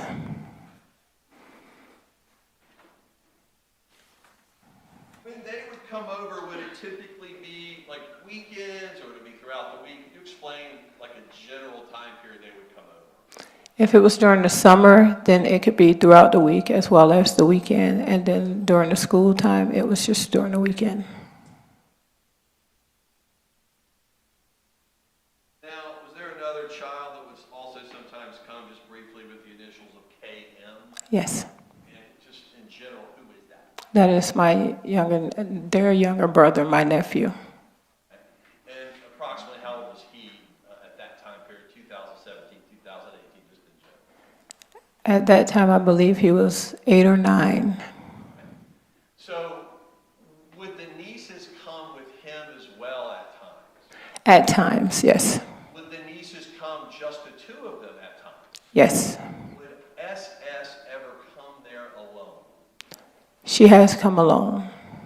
And what about IS? Would she come there and stay alone? IS came alone more often than SS.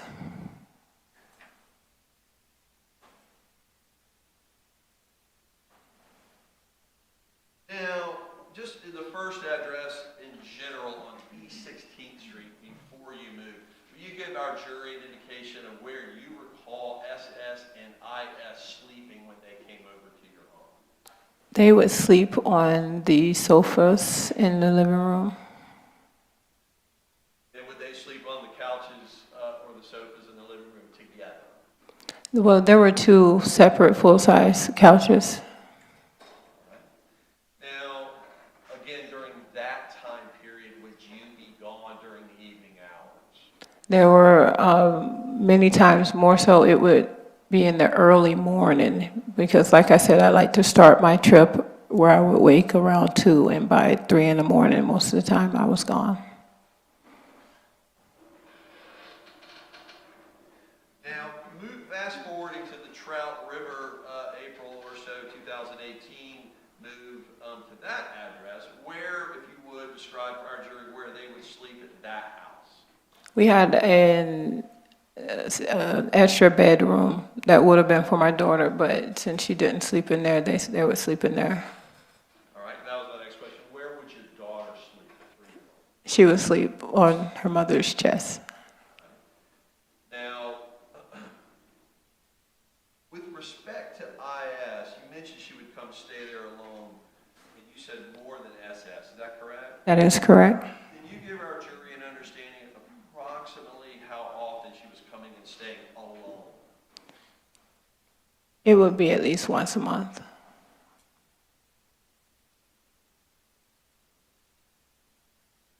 And over that time period of 2017 and 2018, for those a year and a half, would that be something that was happening every single month? She would come over, stay by herself? Yes, consistently. You said consistently? Yes, sir.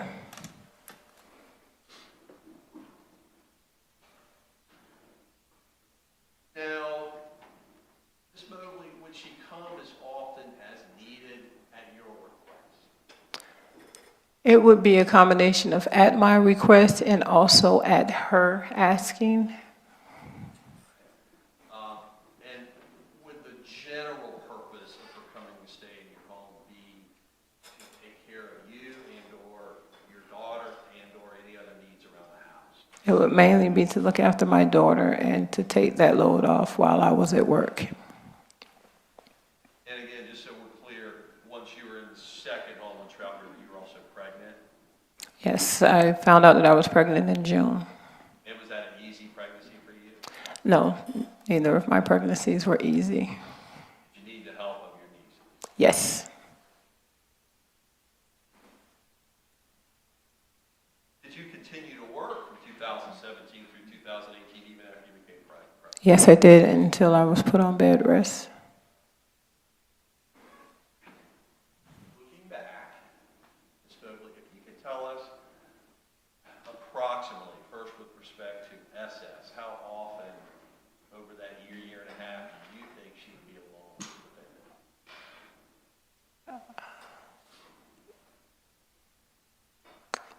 I don't know how often she was alone for the time when I was away and she was at the house along with her sister. But anytime she came by herself, I would be gone. And again, I don't know how often my daughter was not in the same room as them. So, And same question, would your answer be the same with respect to IS? yes, it will.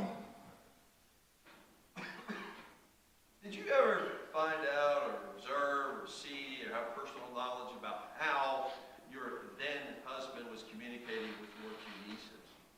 Yes, I found out that his primary way of communicating with them was via Snapchat. Right. What do you know about Snapchat if you do? Well, what was made aware to me was that the messages in Snapchat would disappear on their own without you having to delete them. All right. And I'm not asking you now looking back, but at that time, did that have caused you any concern or create any concern for you during that time period? At that time, it did not. I just figured that that was their way of communicating with their uncle. They had my way of communicating with me and them. We were texters. That was my next question. How specifically would you communicate electronically with SS and IS? We would text. How would you communicate with the defendant from 2017 and 2018? We would text. Is that exclusively? Yes, I didn't I could not get into Snapchat. I tried it out for the little fun face features, but it was just, I didn't see the point.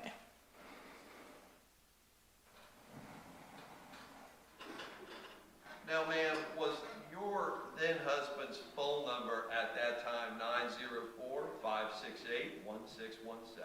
Yes. Was there a time period where you learned that IS became pregnant? Yes. When did you learn of that information? It was December 3rd, 2018. Now, we've heard a lot about it, but just to sort of ask you to summarize for us, in early of December 2018, was there some sort of family disagreement about that?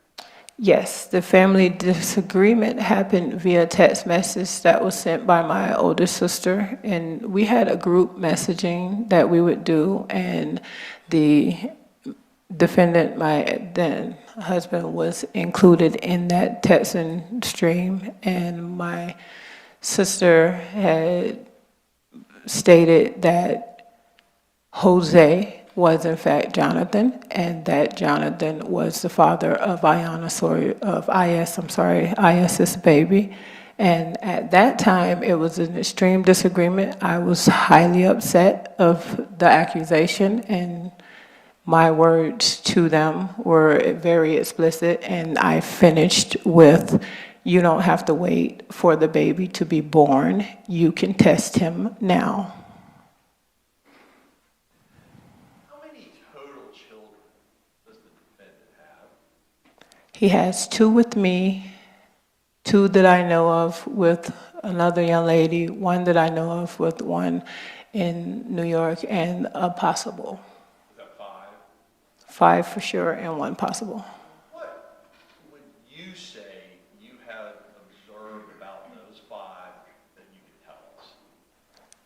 Well, every single one of his children look like him. And it seems, in my looking at them by age, that the closer they get to the age of my children that I have with him, the more they look like him. Was that something that you either expressed or even in a joking manner ever brought up with your ex-husband? Absolutely. And we both have verbalized that multiple times.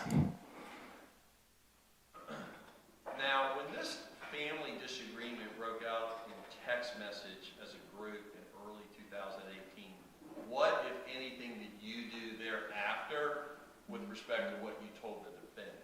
I told him at that time that he needed to stop speaking with my nieces and he needs to give my family space. I said that it looks really bad and he needs to distance himself. Would you have told him that early December 2018? It was on the same day that that text happened, which was December 6, 2018. And would you agree, ma'am, the members of that group text were all of your sisters? Yes, and also the defendant. And so we're clear, you're one of 5 sisters. Yes, I am. I'm the middle. Were all of them on that text? Yes. Did the defendant indicate to you, once you told him to no longer see your nieces, did he stop seeing them? He told me from his mouth that he absolutely would stop talking, speaking, Snapchatting, texting, any form of smoke signaling to my nieces. Did you learn thereafter whether or not he stopped speaking and or communicating? I learned after that he did, in fact, continue speaking with them. Did you learn that through either family functions, talking with your sisters, things of that nature? Yes, it was in speaking with my sisters.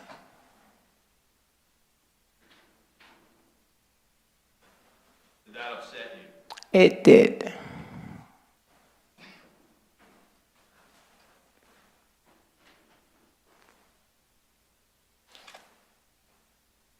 Now, ma'am, did you have an Amazon account? Yes. All right. And who, first of all, let's talk about that. Did you set that Amazon account up yourself? Yes. And who was authorized to use that Amazon account? Myself and the defendant. Was this Amazon account password protected? Yes. Did you ever share that password with anyone to your knowledge at all? No. Did you order items off of it? Yes. Did you monitor it on a daily and or monthly basis? No. Did you monitor it and look at your statement over time as items came in? No. Have you had a chance to look back now, as you testify today, at items that were ordered on your Amazon account that showed up on your Wells Fargo bank account? Yes. And I want to now approach and show you what's been marked as States Exhibit 58 and 59. Ask you if you recognize these exhibits. We'll start with the Wells Fargo banking statement, which is States 59. Do you recognize that, ma'am? Yes. What do you recognize it to be? Our joint banking account. And whose name is on that account? Mine and also the defendant's. Is there any other name that would be on that account? No. Do items appear on your bank statement that came from your Amazon account? Yes. All right. And now directing your attention to, I'll remove all the pages in the exhibit and ask you to look at page 2. And direct your attention specifically, ma'am, to an October 5 purchase. Who was that from? It was Amazon. It was actually purchased on October 4th, and it processed in my bank account on October 5th. And what was the amount of that purchase? $8.52. Was there a second purchase from Amazon shortly thereafter on October 10th from Amazon at the bottom of that statement? Yes. Again, the purchase was on 10/07, and it cleared my bank account on 10/10. And what was that amount? $11.16. Thank you, ma'am. Now I want to show you what's been marked as States Exhibit 58. Do you recognize this, ma'am? I do. What do you recognize this to be? This is a screenshot that I sent to Detective Abbott. And what do each of these two screenshots on this exhibit represent? One shows a purchase made on October 7th, and the other shows a purchase made on October 4th. And what specific account screen or screenshot are we looking at? This is a screenshot that I sent of Amazon.com of a receipt of a purchase, the purchase final details. All right. And first, let's talk about the one on the left. What was the purchase for the one on the left? It is Nature's Way Dong K root. And if you can you tell us the amount of that purchase on your Amazon account of the Don Quay? Don Quay, I'm sorry, $11.16. Does that match on page 2 the exact amount of the charge to your bank statement, $11.16? Yes, it does. Will you look down to the right of the exhibit in front of you and tell us what the Amazon account reflects as a purchase in that account? Solargy parsley capsules, And on your Amazon account, what were you charged? $8.52. And does that also exactly to the penny reflect what's on your Wells Fargo banking statement? Yes, it does.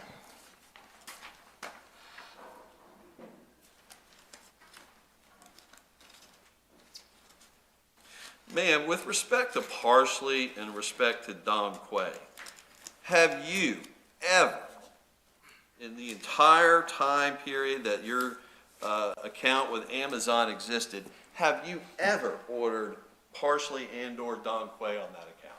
No. Is the only other person authorized to use that account your ex-husband? Yes.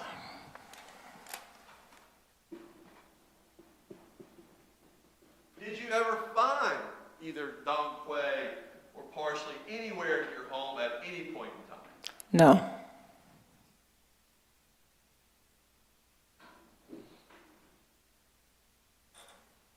Now, when you made specific purchases on your Amazon account, would you do that on either a laptop or a phone or both? Both. Did you ever share your password with anyone? No. Did the defendant have access to the Amazon account? Yes.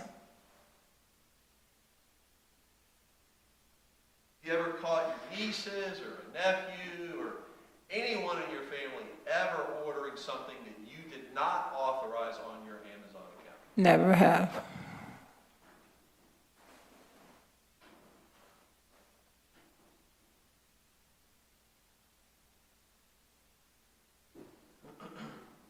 Did you ever receive any kind of package at your home that indicated it was some type of supplement like this that you did not order and send it away? No. Had you ordered something like this and seen it, would that have surprised you? Absolutely.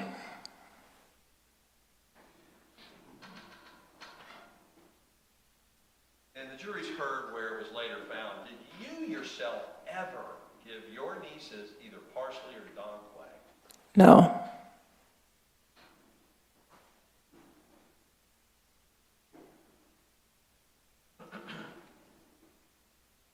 Now, ma'am, I want to talk to you a little bit about cars in your family. You give us just a general summary of who drove what at that time period? Time period in December 18th. which December 2018. I drove, when I was working, because December 18th was when I was put on bed rest, I drove a Buick Lucerne, and he would drive the red minivan, the Chrysler, When you say he, do you mean the defendant? the defendant. When you say red minivan, have you had an opportunity to review surveillance video that from Ace picked apart during the time period of December 19, December 20 of 2018? Yes, I have. Have you identified and agreed that the vehicle that we see the defendant driving is the one he drove?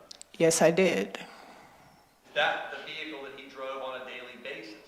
Yes, it is. Did you also have other vehicles in your home and or your driveway or your premises? Yes, we did.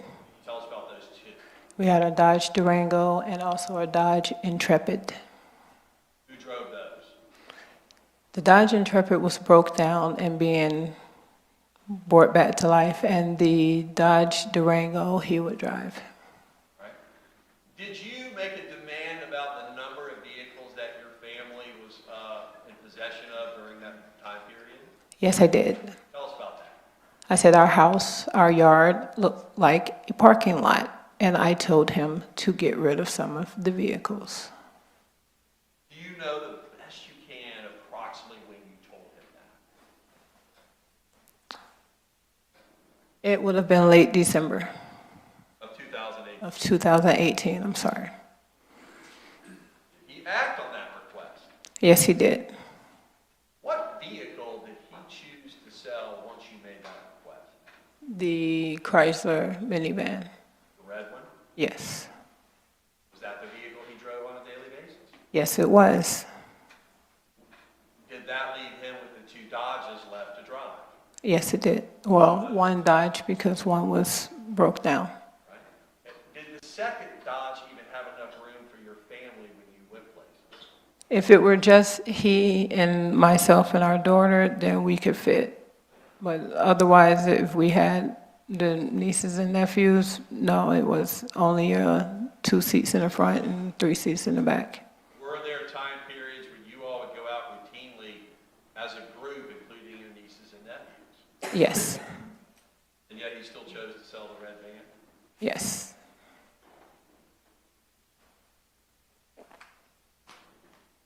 How soon did he sell it? Rather quickly. Did he sell it in the latter part of the month of December 2018? Yes, Shortly after the Christmas holiday? yes.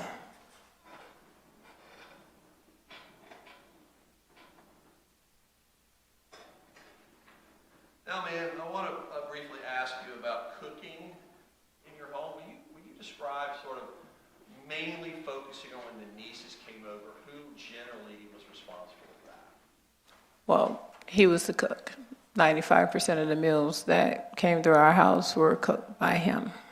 And when my nieces came over, well, in the Trout River house especially, I noticed that he would cook 2 meals. And did you take note of who he was cooking a second meal for? He would always ask the kids as a whole what they wanted, and they would always announce what they wanted. But the meals that always won were the meals that IS would say.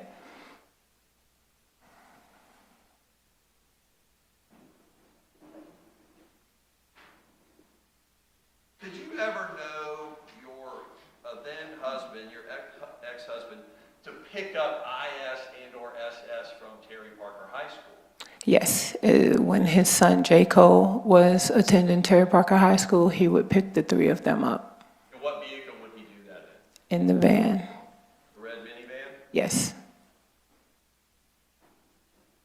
Did he ever take him to other places in that red minivan that you're aware of? Yes, they went places all the time. They would especially go to the beach.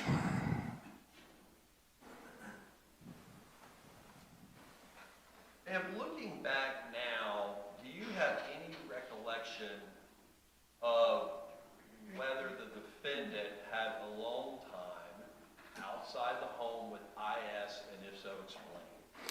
Well, he had a lot of alone time outside of the house with IS because she was in the process of getting her driver's license, and so he took her to get the mandatory hours. I'm not sure how many hours it was. I believe it's 10 hours or something along those lines that they require you to have in order to go from having a permit to having an actual license, and he was the person who took her in order to get those hours. When he went with her driving to get her hours, would he do that alone? Yes, he would. Did you ever? No.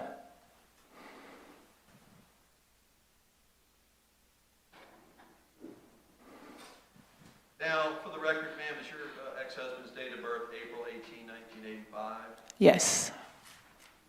Now, when the family learned that IS was pregnant, I guess in the earlier part of December 2018, was the defendant upset about that?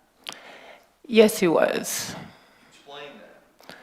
He was upset because of our reactions to her being pregnant. As I said, he was on the group chat. Initially, he was just in shock with me in my telling him, but initially, we were also in shock, and our messages reflected that. But as the shock settled, we began to celebrate the fact that there would be a baby coming. And so that's when I noticed that he was upset, because his attitude was, her life is ruined. And I knew his stance on abortion because he had mentioned it to me many of times. And I reiterated to him, our family does not have that stance on abortion. It is not the baby's fault. She will be fine, and we are celebrating. He was very much upset at the fact that we were happy that the baby was coming. And ma'am, when the family made the decision for her to give birth, could you describe what your eyes saw and or your ears heard that made you notice he was upset about IS keeping that baby? Was it words? Was it the way? It was the words and also the demeanor. This will mess up her life. She has a future. Because we all saw her as the first president, we saw her as a lawyer or judge, we saw many things that she had the potential to be, and we verbalized those things for years. And his idea, his thought was, his words were, this is just gonna ruin her future. Ma'am, now I want to ask you now, once she went missing, December 19th of 2018, what, if anything, did you notice was unusual about him, specifically just him, after she went missing? There was a change in his behavior after she went missing. Prior to that, he was fidgety and nervous and always speaking about the fact that he could not get a hold of his brother. He was restless. After she went missing, then he slept like a baby. And I'm aware of this because I was very pregnant and I was up every hour on the hour to go to the bathroom as he slept like a baby.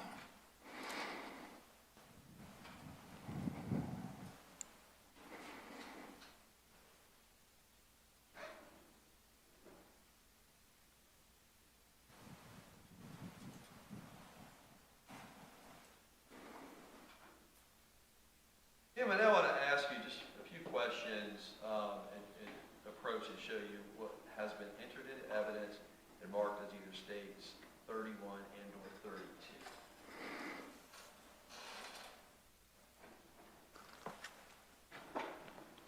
First, ma'am, we'll look at states 32. Do you recognize this? Yes, I do. And what is that? That is the layout of Ace Pick Apart. All right. And would this be the entrance to Ace Pick Apart up near the top of states 32? Yes, it is. All right. Is this area what's been described in this trial sort of the cement, the old cement factory area? Yes, it is. All right, ma'am, at the top where I'm holding my finger, where you pull into Ace Pick Apart, do you agree with what I think we've all seen in photographs where my finger is, that when you drive in, most employees turn left to go to the employee parking? After the railroad tracks, you turn left, yes. What if you go straight? Then you would be going back to that cement area. All right. Were there times, ma'am, and leading up to when she went missing that you would go to Ace Pick Apart yourself for various reasons? Yes, I would. And would you go, for example, to see the defendant there for lunch? Yes, I would bring him lunch occasionally. Now, when you drive into Ace Pick Apart and drive over the train tracks, did you ever go straight and your eyes see the defendant over here with the cement area? Yes, I met him in that area often. Did you ever notice whether there was a closed gate there? There was not at the time.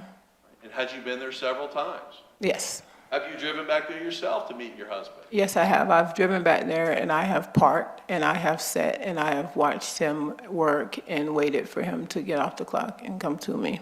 Have you seen him, and I'm circling with my finger, this entire cement area, have your eyes seen him work in that area? Yes, I have.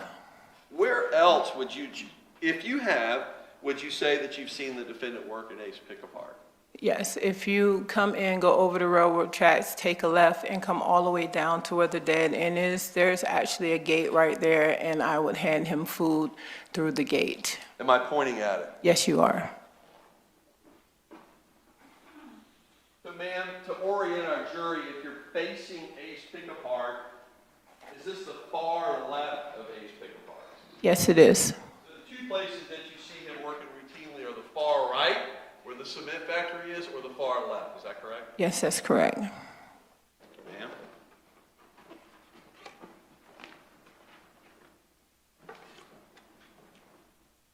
While I'm up here, ma'am, saving a trip back, do you recall whether your husband would go shoot his firearm at Gun Gallery on Beach Boulevard? Yes, he would. Right? Would he do that often? Yes, oftentimes we went together. You've been there yourself. Yes, I have. And when you go there, do you have to sign in on a sign-in sheet? Yes, you do. Would the defendant take his own firearm when he went to shoot his weapon? Yes, he would. Was that a handgun? It was. Was that the 9mm Ruger? Yes, it was. And when you go there with him, would he have to sign in on a sign-in sheet? Yes. I'm now showing you what's been marked as State's Exhibit 39. You recognize that, man? The sign-in sheet with his printed name and also his signature. All right. What's the date on the top of that sign-in sheet? December 20th, Of what year? 2018. I want you to look closely on the far right under line 10. First and foremost, do we see his printed name? Yes, we do. Do we see his signature next to that? Yes, we do. Would you read on line 10, what it says next to line 10? Johnathan J. Quiles. And what's the significance? What do you notice about that in particular? Does he normally put his middle initial? Yes, he normally would put his middle initial whenever he printed out his whole name. All right, and look closely, if you can, at the signature. I want you to look at this jury and tell them, is that your husband's signature on this form? Yes, it is.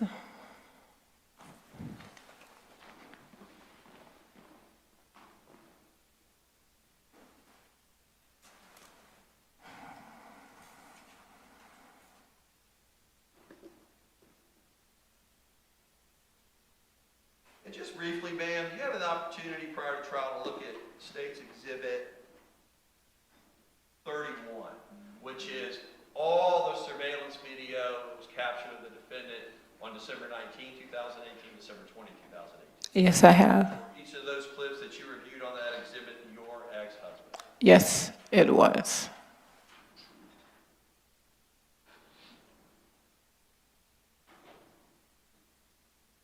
Did your ex-husband, have a gun cleaning kit? Yes, he did. Your eyes actually saw that, ma'am? Yes, I did. And he explained to me why he bought it too.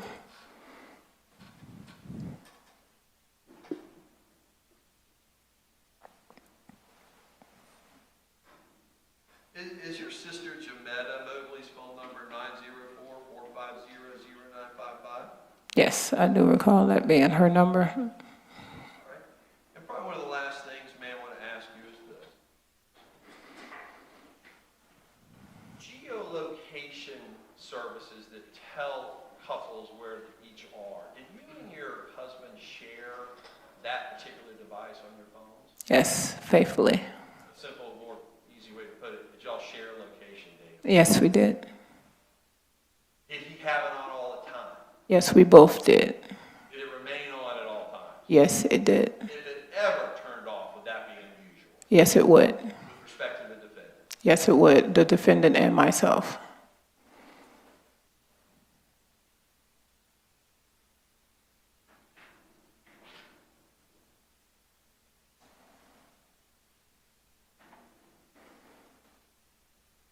Now, ma'am, would there come a time after he was arrested that you, well, let me ask you this way.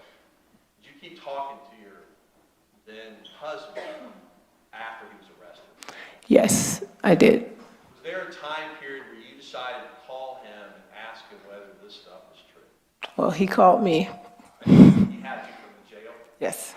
Tell us about that conversation.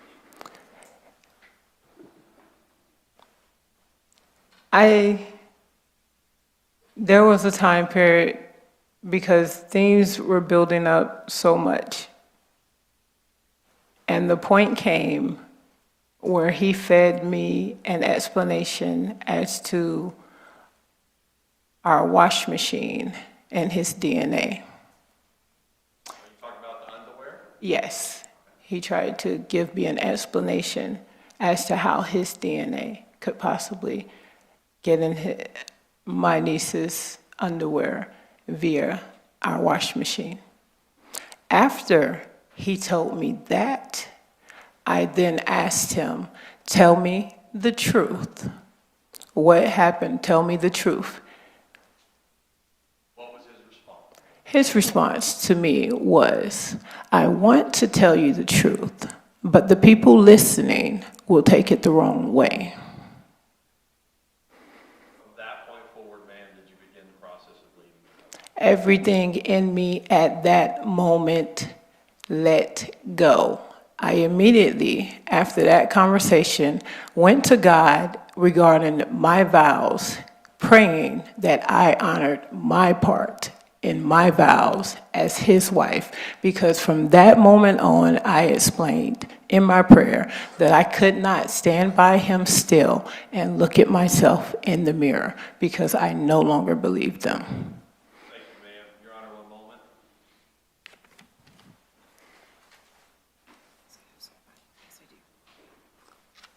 One moment, Your Honor.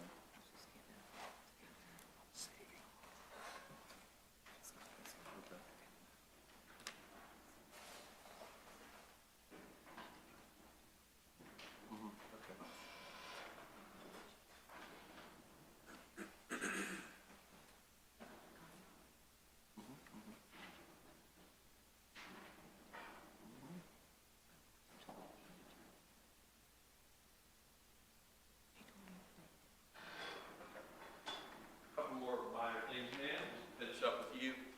Was there a time period in December where his hair changed, his hairstyle? Well, he would go from braids to no braids. I know at the beginning of December, I had braided his hair, and towards the later in December, I took the braids down. So he would go from having braids to more so wearing his hair in a ponytail like now. Would that have been December of 2018? Yes, December 2018. And then will you, if you can remember, estimate when Jacob moved into your home? When did that happen? The best you can. I believe it was August 2018. It was before the new school year. I believe it was August 2018.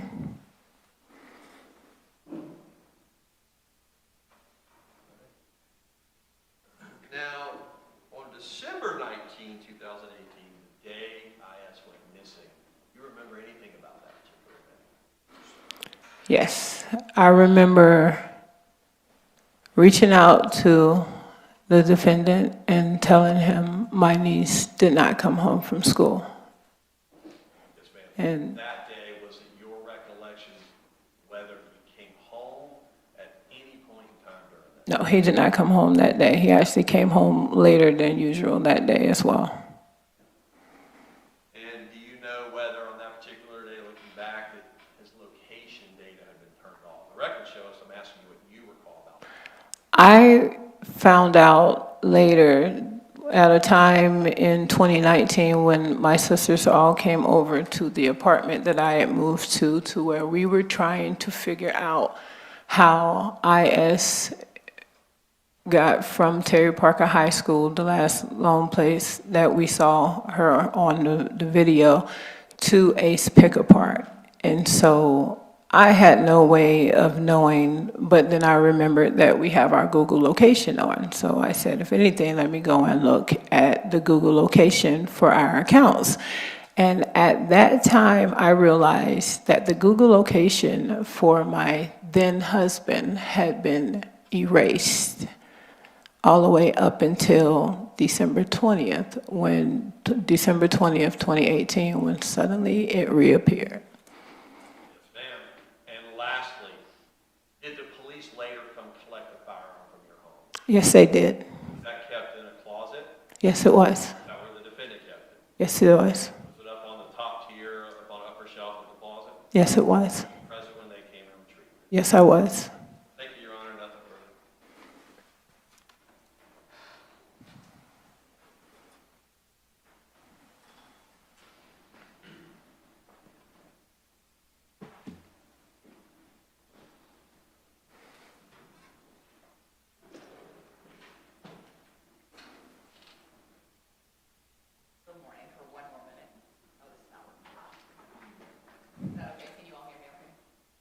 It's okay, they'll get you a new one. Mr. Skinner broke it. Not the last time, or the first. All right, if we could start out, are you gonna switch it out?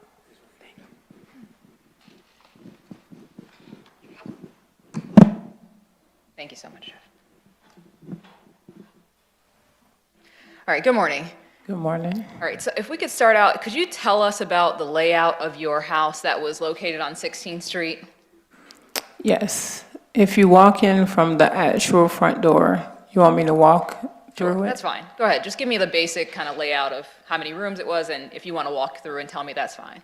Okay, well, there was a front porch, there's a living room, there's a dining room that was split between the kitchen and the living room, and there was a hall that gave access to the bathroom. And also, at the time that we were there, it would have been 2 bedrooms, but we converted it to 1 big master bedroom. Okay.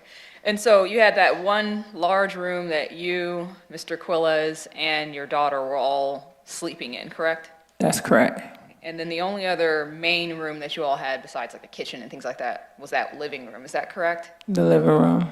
And those were in pretty close proximity to each other, correct? Yes, there was a hall that separated them. As far as like, hey, I'm sitting in the bedroom, would you be able to hear what's going on outside in that living room area if people are watching TV or something along those lines? It depends if they're watching TV loudly. We had a lot of get-togethers in that house, and we were able to, in our master bedroom, watch TV on that screen and also have video games going on in the front room, and they wouldn't interrupt each other. Understood. If you had that door open, would you be able to hear if people were talking and having conversation? Would you be able to at least hear some rumbling of conversation outside of your room? If I were paying attention, I could. All right, thank you.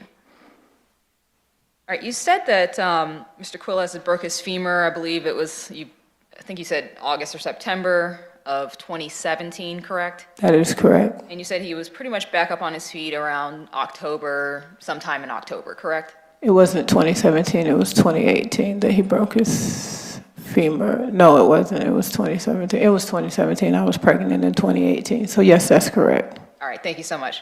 And I know the dates can get mixed up, so it in fact was October of 2017 that you believe he got back up on his feet pretty much sometime in that month. That was when he was cleared to go back to work. Okay.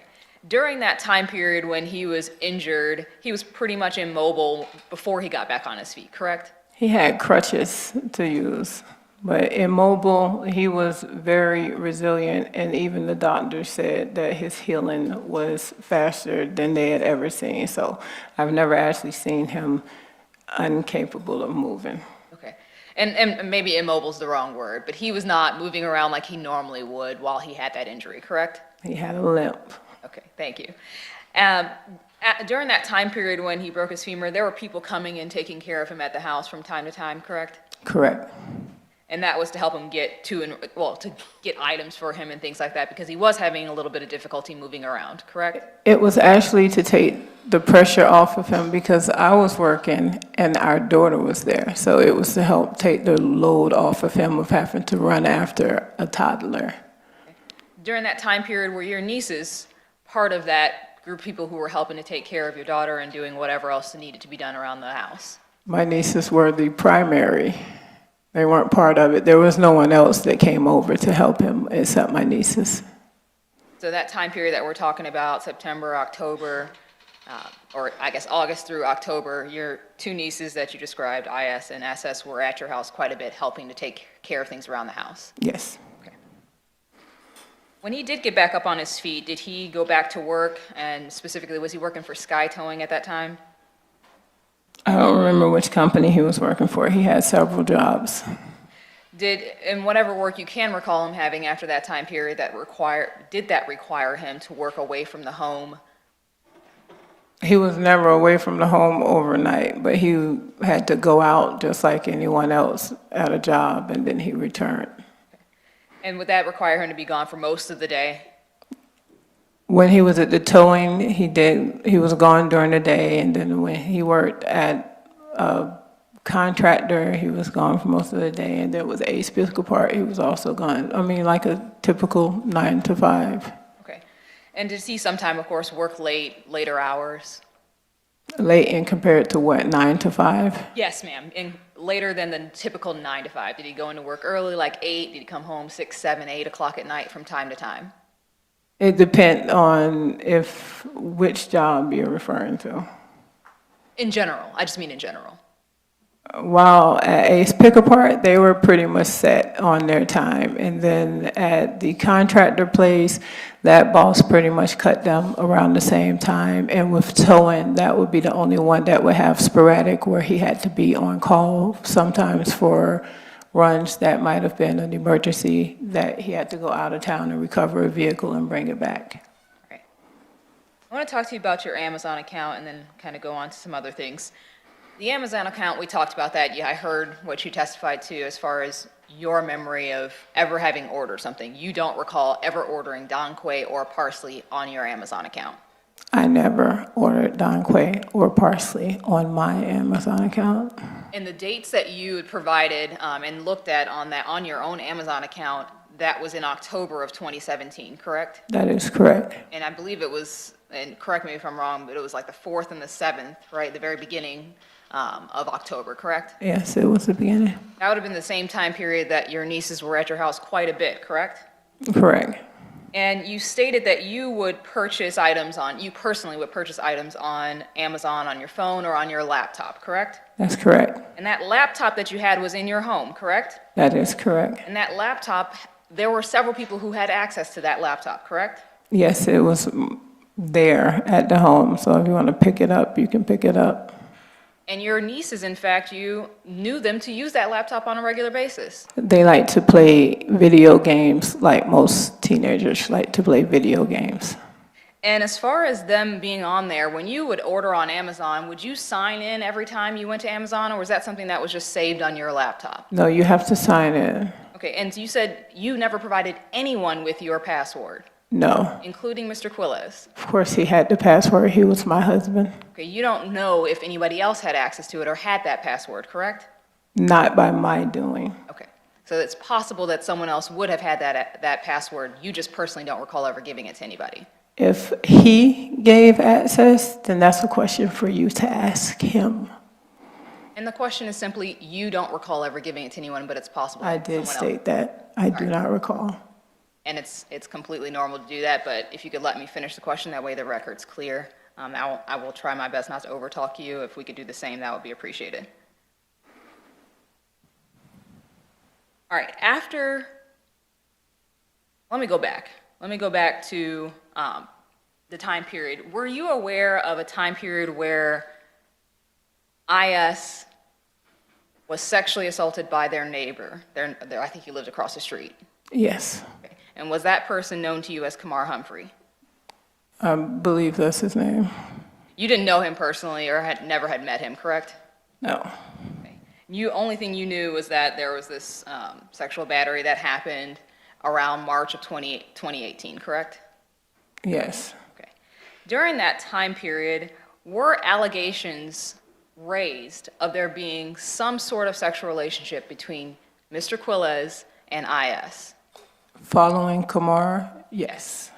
I'm sorry, I was answering your question following Kamar, yes. Your response to that is? Yes. Okay. At that time, in March of 2018, when those allegations came out, did those come from your sister Jametta? I don't know who they originated from. I just know that it came from my family. Did Jametta express agreement about those accusations? They never came to me directly. When you learned of those accusations, did you confront IS or SS or both about any sort of sexual relationship between Mr. Quiles and them?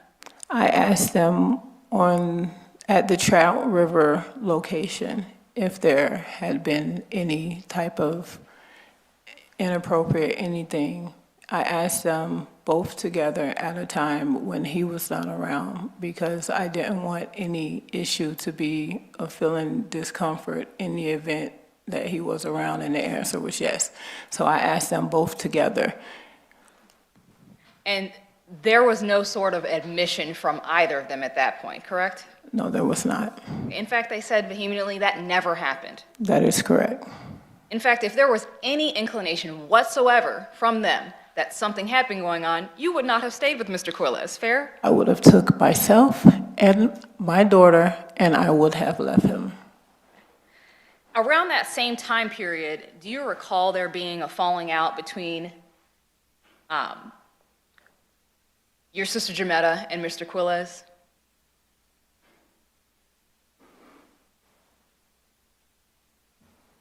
There was a falling out that was happening all the way around with my family around that time period. After that accusation came out and you got your assurances from your nieces as to nothing having been going on between them and Mr. Quiles, did IS and SS continue to come to your house? Yes. Was that at your request? No, it was mine. It was if they texted and asked if they could come over, I would tell them to ask their mother, and oftentimes they would text and ask if they could come over. Okay. And that was going to be my next question. Did they do that with their mother's permission, come over to your house? I would never get any of my nieces or nephews without their parents' permission.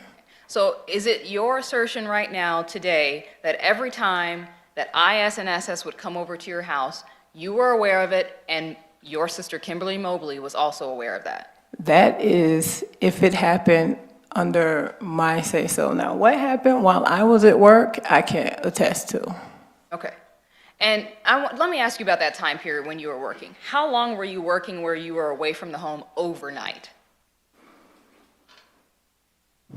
That was in the East 16th house in 2017, and I worked that job.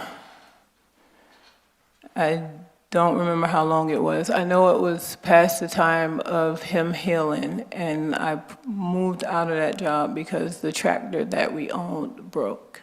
Okay. And during that time period, you said you were taking jobs, you would leave like 3 o'clock in the morning, you'd be gone. Oh, well, I had another job after our truck broke to where I was driving as a yard jockey for a company, and I started my shift around 2:30 in the afternoon, and I would finish anywhere around 12 midnight and 2 in the morning. And those were periods of times where my nieces, the girls, would come over and they would help out. Okay. Would you like the dates for that time period? Sure, if you know the exact dates and you can recall, that's fine. That was after Christmas, the beginning of 2018, up until I started my new job in April 2018. All right. So I want to ask you about, I'm going to fast forward just a little bit to December 6th, and that was the date that you testified on direct about there being an accusation, once you found out that IS was pregnant, that Johnathan Quiles was Jose and the father of IS's baby. That is correct. And that was December 6, 2018, correct? That is correct. At that date and time, accusations or allegations that Mr. Quiles was Jose was happening right then and there. Yes, at that time. That is the first time that I saw. And that was 2 weeks or so before IS went missing. Yes. Did you again confront and ask IS and or SS about that specific allegation? We found out that they were pregnant, that she was pregnant December 3rd. IS and SS, they never stayed at our house again past November 2018. So at that time, there was no need for me to reach out and ask again because they were no longer coming and staying at our house at that time. When I told him to stop communicating, of course, they weren't at our house at that time. Okay.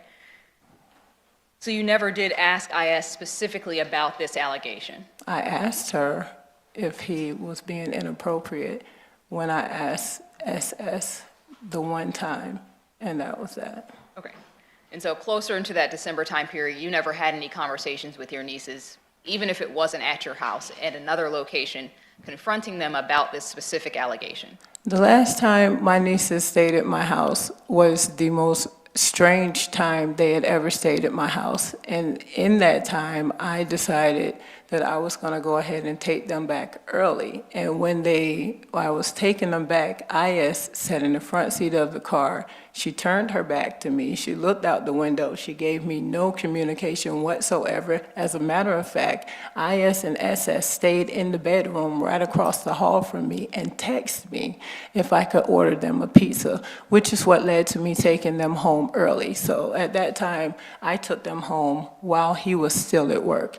That was the last time that they were over the house. And at that time, I had no idea that she was currently pregnant. Okay, thank you. I appreciate that. Let me talk to you about Snapchat. You stated that you were aware that Mr. Quiles was Snapchatting and talking to your nieces or whoever on Snapchat, correct? Correct. In fact, it wasn't any sort of secret or anything like that. If he was Snapchatting your nieces, he would say, I'm Snapchatting the nieces, correct? No, he would not say, I'm Snapchatting. Yeah, what, is he going to just announce, hey, I'm Snapchatting my nieces? I never asked who he was texting, who he was snapping, if he was texting, if he was snapping. I did not bother him when he picked up his phone, so there would be no need to announce that he's snapping or texting anyone, including my nieces. So let me ask it a different way, and it may just be, let me just back up a little bit. If he was on his phone, if you asked him, hey, what are you doing? Would he not tell you, hey, I'm Snapchatting IS, or I'm texting whoever? Would it be something that was a secret, or would he tell you, hey, this is what I'm doing, if you asked him? If I asked him, he would tell me what he was doing. So it wasn't any sort of secret that he kept from you about Snapchatting your nieces, correct? Correct.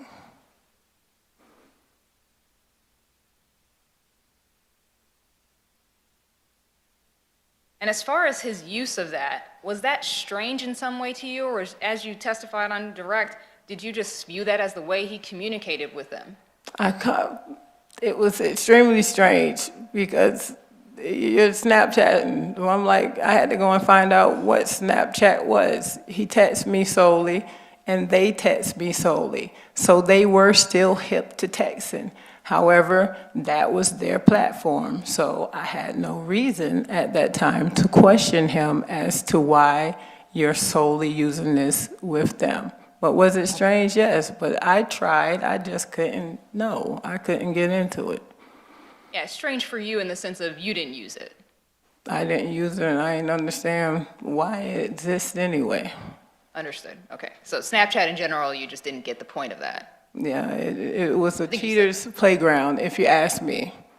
All right, but that was something that the kids would use, and he would relate to them in that way, correct? Yes, correct. Was he that type of uncle to try and relate to the kids in whatever way that he could?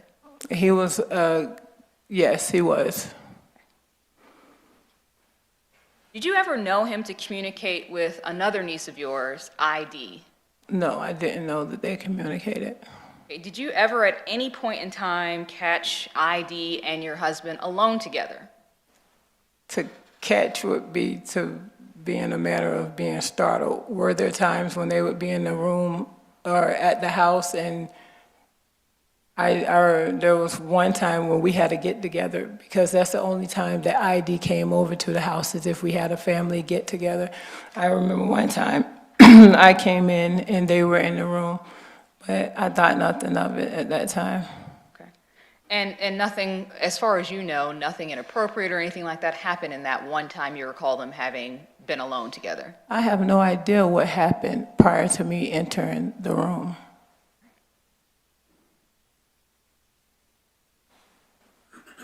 All right, let me talk to you about his job. You said that you would go to, and I know we still have this up, you would go to Ace Pick-a-Part to visit him. You said you'd bring him lunch from time to time or to meet up with him, correct? It was to bring him lunch.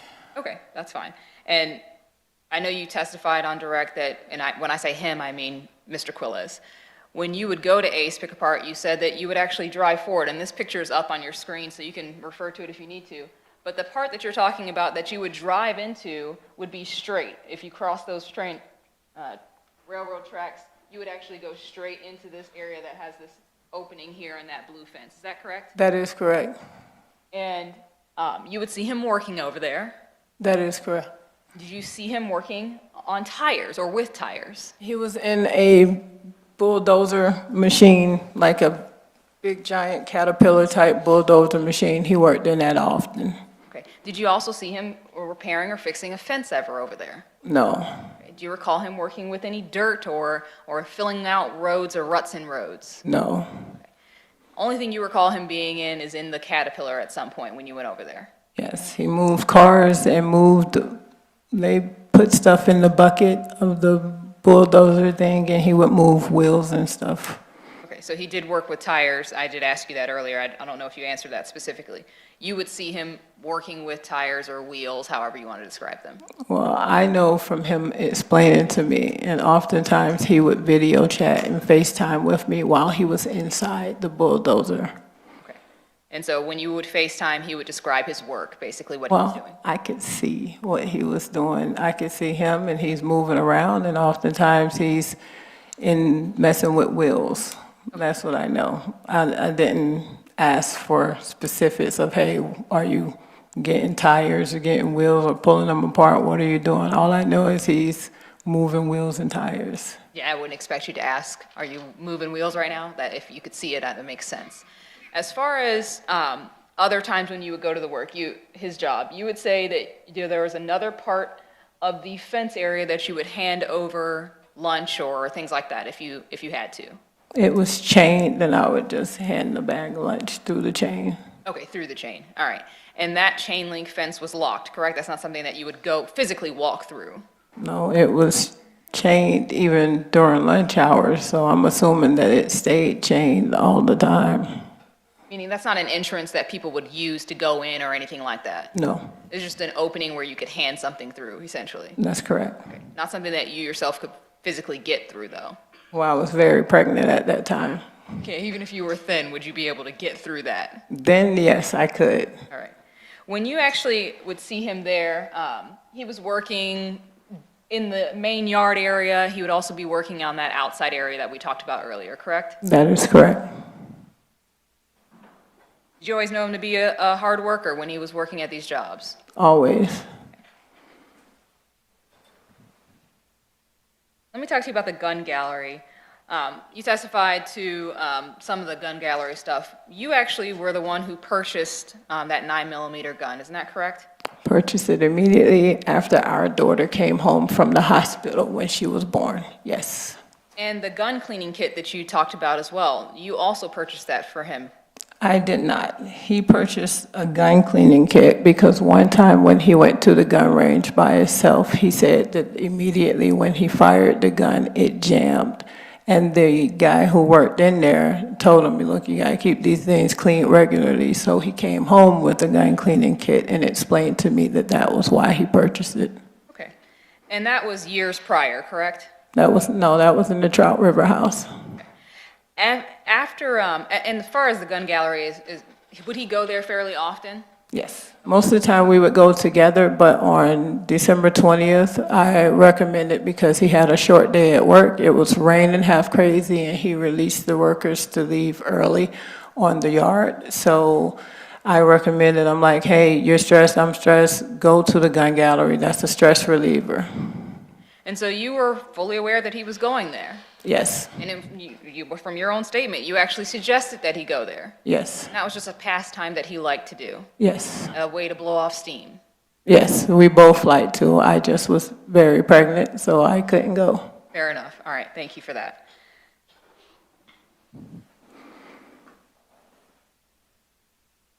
All right, I want to talk to you about the time period, specifically December 19th and the 20th.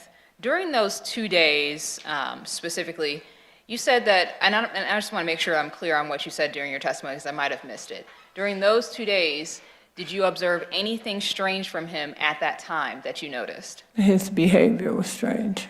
As far as looking, is that what you believe looking back, or at that time on the 19th and 20th, did you believe that? On the 19th and 20th, I believe the period coming up to the 19th, his behavior was strange because he was continuously saying how his brother's not taking his call, his brother's not taking his call. And the significance of that was, for me, your brother doesn't take your call all the time, so what? He's not talking to you right now. What's the big deal? For him, he didn't see it that way. Okay. And were you aware of any communication between him and his brother? He made me aware of communication between him and his brother on January 8th, actually, the day that the cops took him away at Ace Pickup Art. He made me aware of communication with his brother. And it's my understanding that that was the first time that his brother actually called him back afterwards. Okay.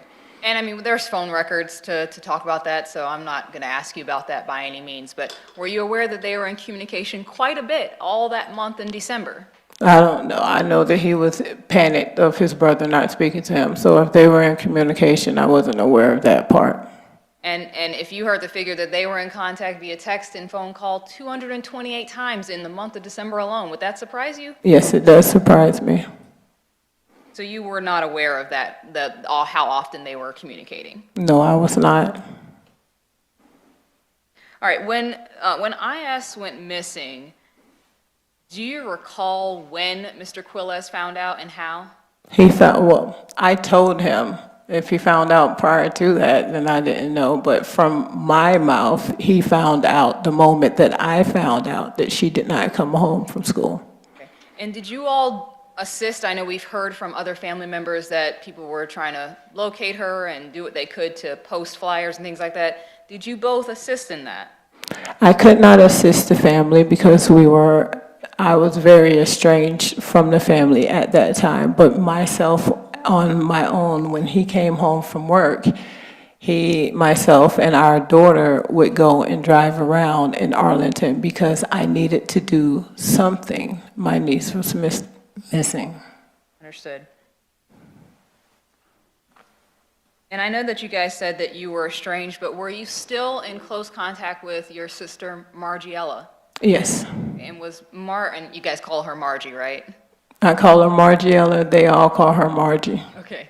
So would Margiela be giving you updates and keep you updated as far as leads and things that were going on? Yes, she would.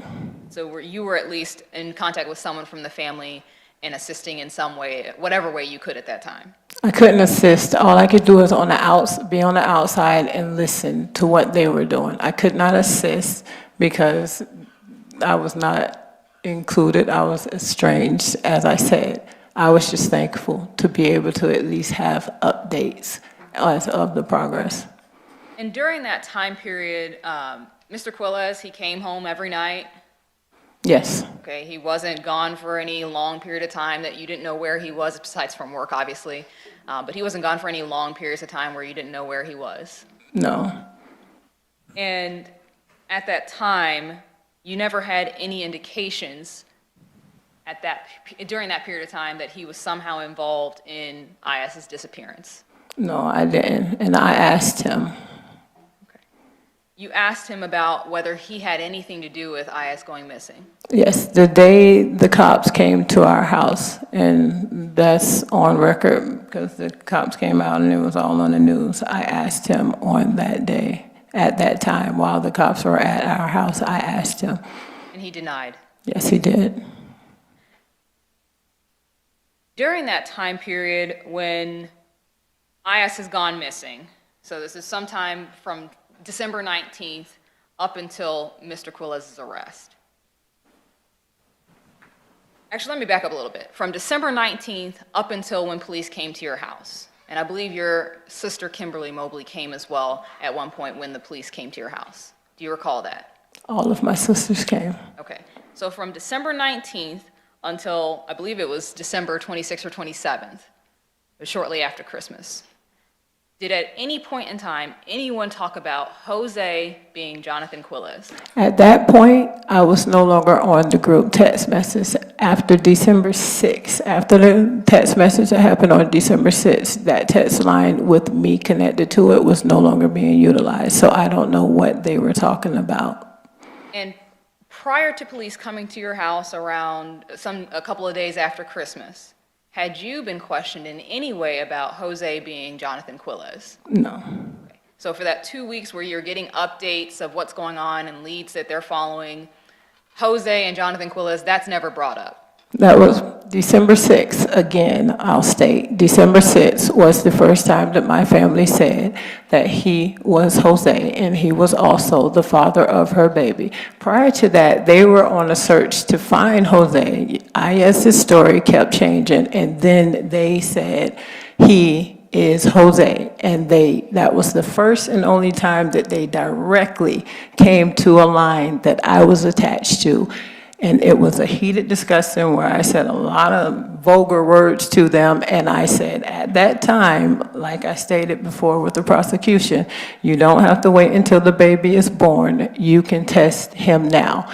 Any conversations that happened with my family after that time, I was not privy to.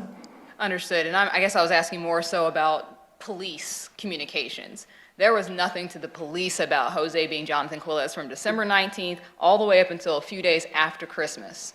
The only thing I learned of police communication is what was on the news. Understood. And when you said that it was December 6th that this first came out, correct? Yes. Let me ask you about the sale of that red van that occurred after, I think you said it was after Christmas as well, correct? Yes. Okay, you testified that you asked him to sell a vehicle, correct? I said vehicles, get rid of some of these cars. We only had 2 that were insurance and being plated. Our yard was looking like a parking lot, and I said, get rid of vehicles. And did you all have a conversation about him selling that red van?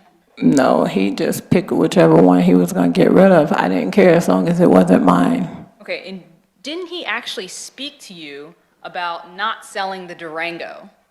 Well, the Durango was his baby. He completely gutted out the Durango. He built a custom box in the back of the Durango. So at no time did I assume that he would get rid of the Durango. The 2 vehicles that I figured would go would be the broke down Dodge Intrepid and then whichever vehicle other than my Buick Lucerne. Okay, so the only other vehicle that it could be would be the one that was broken down or that red van, correct? No, it could have been his Dodge Intrepid, because it could have been his Dodge Durango, but that was going to be up to him as to which vehicle he wanted to make his primary, because he was the one who was going to choose what vehicles were going to be sold. My only stipulation was do not sell my Buick. Okay, so there's 4 vehicles. Yes. The Buick, the broken down Intrepid, his Durango, and the red van that he was also using during that time period, correct? That's correct. I'm just trying to get to the point. The Durango, he actually told you, hey, I put way too much money, I've spent too much time, you described what the work that he did on the Durango, I'm not selling that particular car. We didn't, I don't recall having a discussion or a debate. There would be no debate. I didn't give him conditions except for do not sell my Buick. So as to that, why would he have to discuss to me why he's not selling the Dodge Durango? My only stipulation was do not sell my Buick Lucerne. Understood. So the only options he had to sell, he's not going to sell his baby, as you described it, would be the red van or a vehicle that was broken down, correct? He had 3 options of what had to go. He made his choice as to what he wanted to sell. And it wasn't strange that he sold that red van in any way? I did not question why he chose the vehicle that he chose. Let me ask you how John is with people. Is he a really overly affectionate type of person? Would you describe him in that way?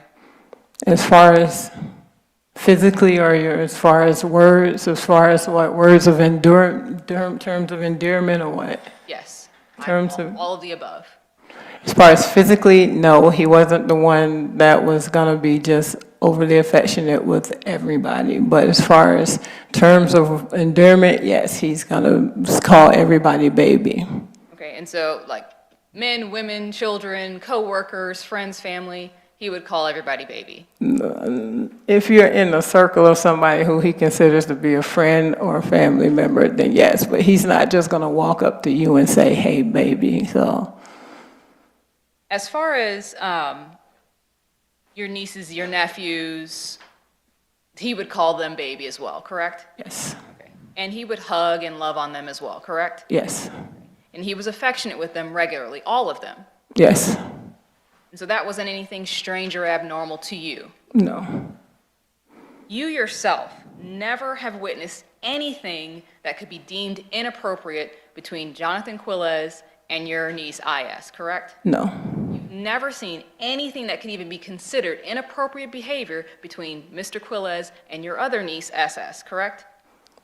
Considering the fact that if something is going on behind the scenes, the one person you don't want to find out is the person who you are doing dirty and cheating on, such as the wife, it's not strange to me that I never saw anything directly. No, I did not see anything. And you never even suspected that anything was going on, correct? No, I didn't suspect. I just had the allegations that were coming from my family. And those allegations were put to bed, according to you, correct? No, they were. My comfort in the allegations was when I spoke to my nieces. That's when I was comforted by the allegations. Even as you sit here now, you cannot tell us anything that you ever witnessed or suspected outside of those allegations that you questioned your nieces about that would be considered inappropriate behavior between your nieces, ISS or IS, and Mr. Quiles, correct? In hindsight, as opposed to with all the new information, I can sit back and say, okay, well, that was strange, to cooking my niece a meal every time, especially knowing that she was also pregnant at the same time that I was pregnant. At that time, no, but afterwards, having over 4.5, almost 5 years to sit back and think in hindsight, yes, I will say that that was extremely strange. And let me ask you about the cooking thing, because you brought that up. The cooking thing, you testified on direct that he would ask all of the kids, hey, what do you all want to eat? And then he would make food for them, correct? He would ask all of them. They would either agree and they all wanted the same thing at that particular time, or they would each say what they did want. But when it all boiled down to it, I got my meal, and the second meal that was made was always the one that Iyana said.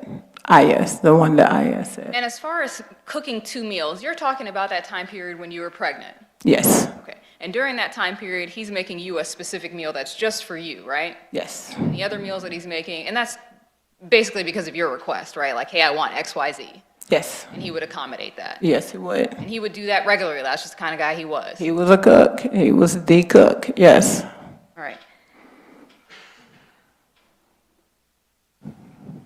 And as far as any sort of specifics, do you recall telling police, I believe it was August of 2022, and I don't have the exact date, but around that time period, do you remember telling police that you didn't have any sort of specifics that you could provide or any information that you could provide of what you witnessed or saw or anything like that to indicate any sort of inappropriate or suspicious behavior about Mr. Quiles around this time that IS went missing? It's the same thing that I'm saying now. It's the same thing that I said at that time. I cannot say what I did not see.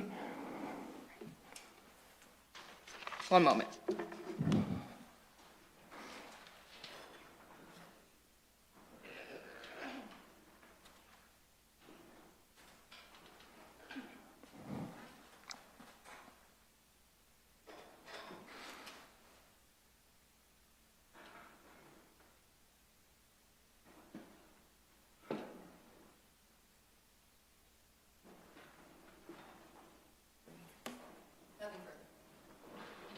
No redirect, thank you, sir.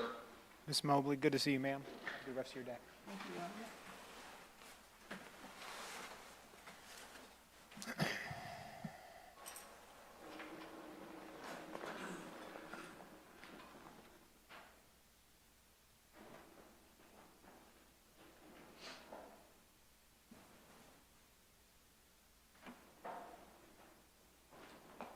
All right, members of the jury, we're going to take our lunch break now. It's 12:38.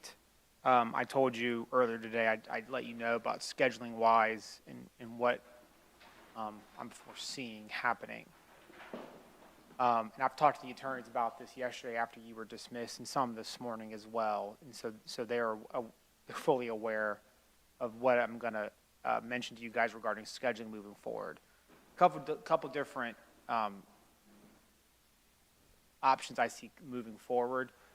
As you know, and we talked about this in jury selection and whatnot, is that the Florida law requires that I sequester you when it comes to deliberations. The parties have waived that, and I've handled that, so that's not an issue. I anticipate, as I sit here right now, and that has changed the past week and a half. As I sit here right now, I anticipate getting to closing arguments potentially tomorrow afternoon, but more likely Friday morning. What that means is a couple things. That after closing arguments, if it happens Friday morning, for example, let's say I charge you and you can begin deliberations early to mid Friday afternoon. Friday is obviously the end of the work week. So what does that bring up to us? It was asked earlier about working Saturdays. That's usually not what happens. But that I can make accommodations if your deliberations go into another day. I don't know how long your deliberations are going to take. They could take 2 hours, it could take 20 minutes, it could take 3 days. I have no idea. And as you sit here, you guys don't know either. So I have to make arrangements regardless of every possible situation, because it's not just me coming to court, it's an operation. So there's a couple options. I think there's pros and cons across the board. And this only comes into play, there's a couple options, and there's pros and cons. If I think closing hours beginning Friday afternoon, Friday morning is the latest. I think that's entirely feasible, and the attorneys agree with me on that. You would only have to go into another day if you take more than a few to several hours to deliberate. You may not need that extra time. What I don't want to have happen is you deliberate Friday and you guys want to break and have to come back Monday. I don't want to do that. That's a long break in your deliberations over the weekend. The law requires if I sequester you that they waive that. I don't want to break the weekend for deliberations. Another option is whenever we finish this week, we finish, and I bring you back Monday morning for closing arguments. But what that does is, if there's a guilty verdict, we're going in now to more than we originally told you for next week.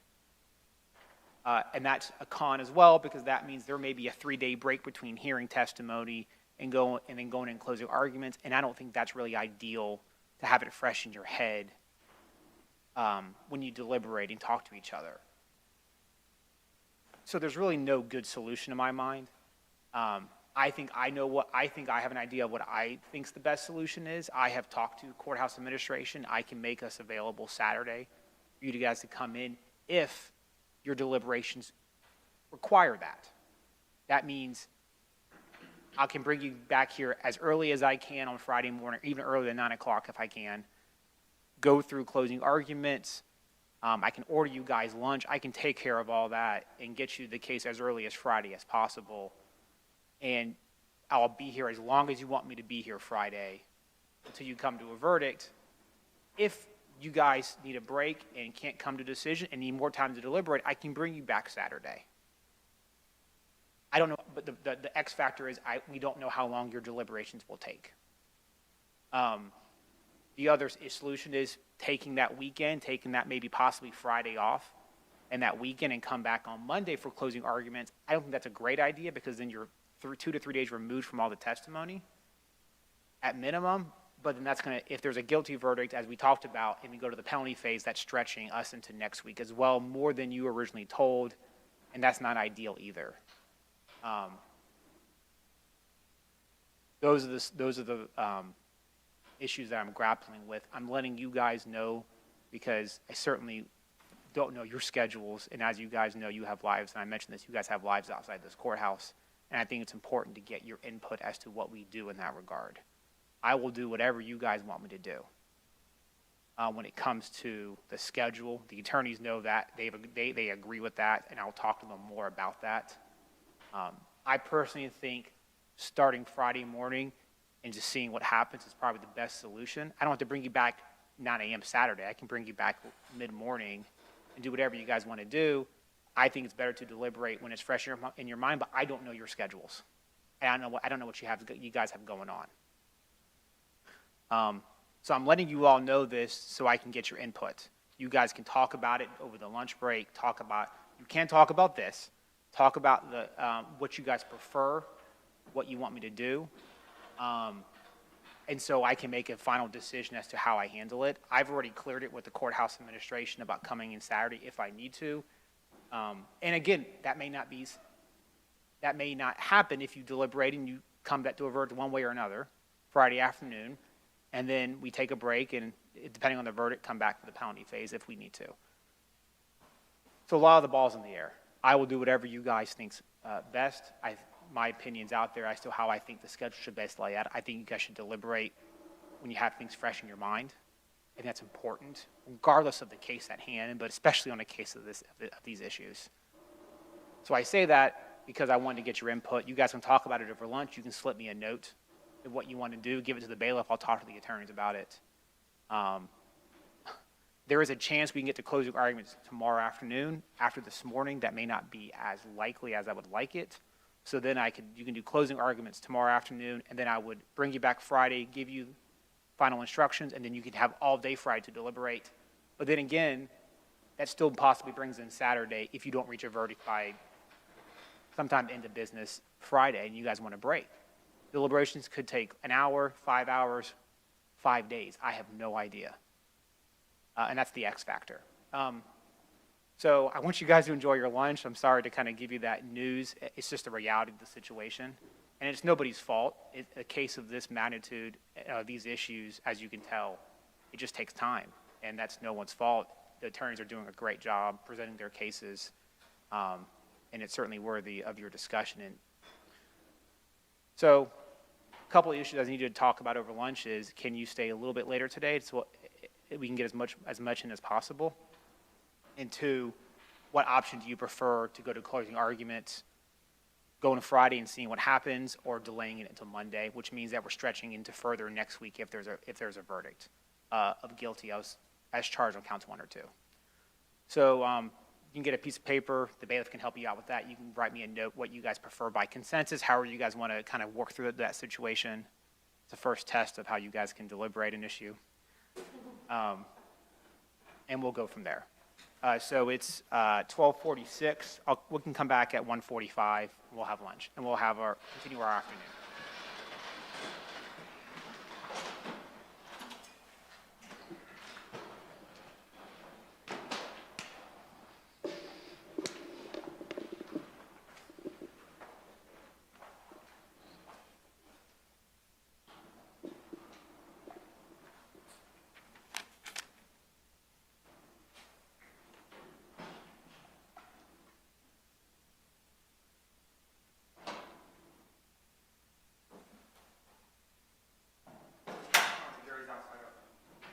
The jury's outside our presence. I still have counsel of state defense, Mr. Quiles, present.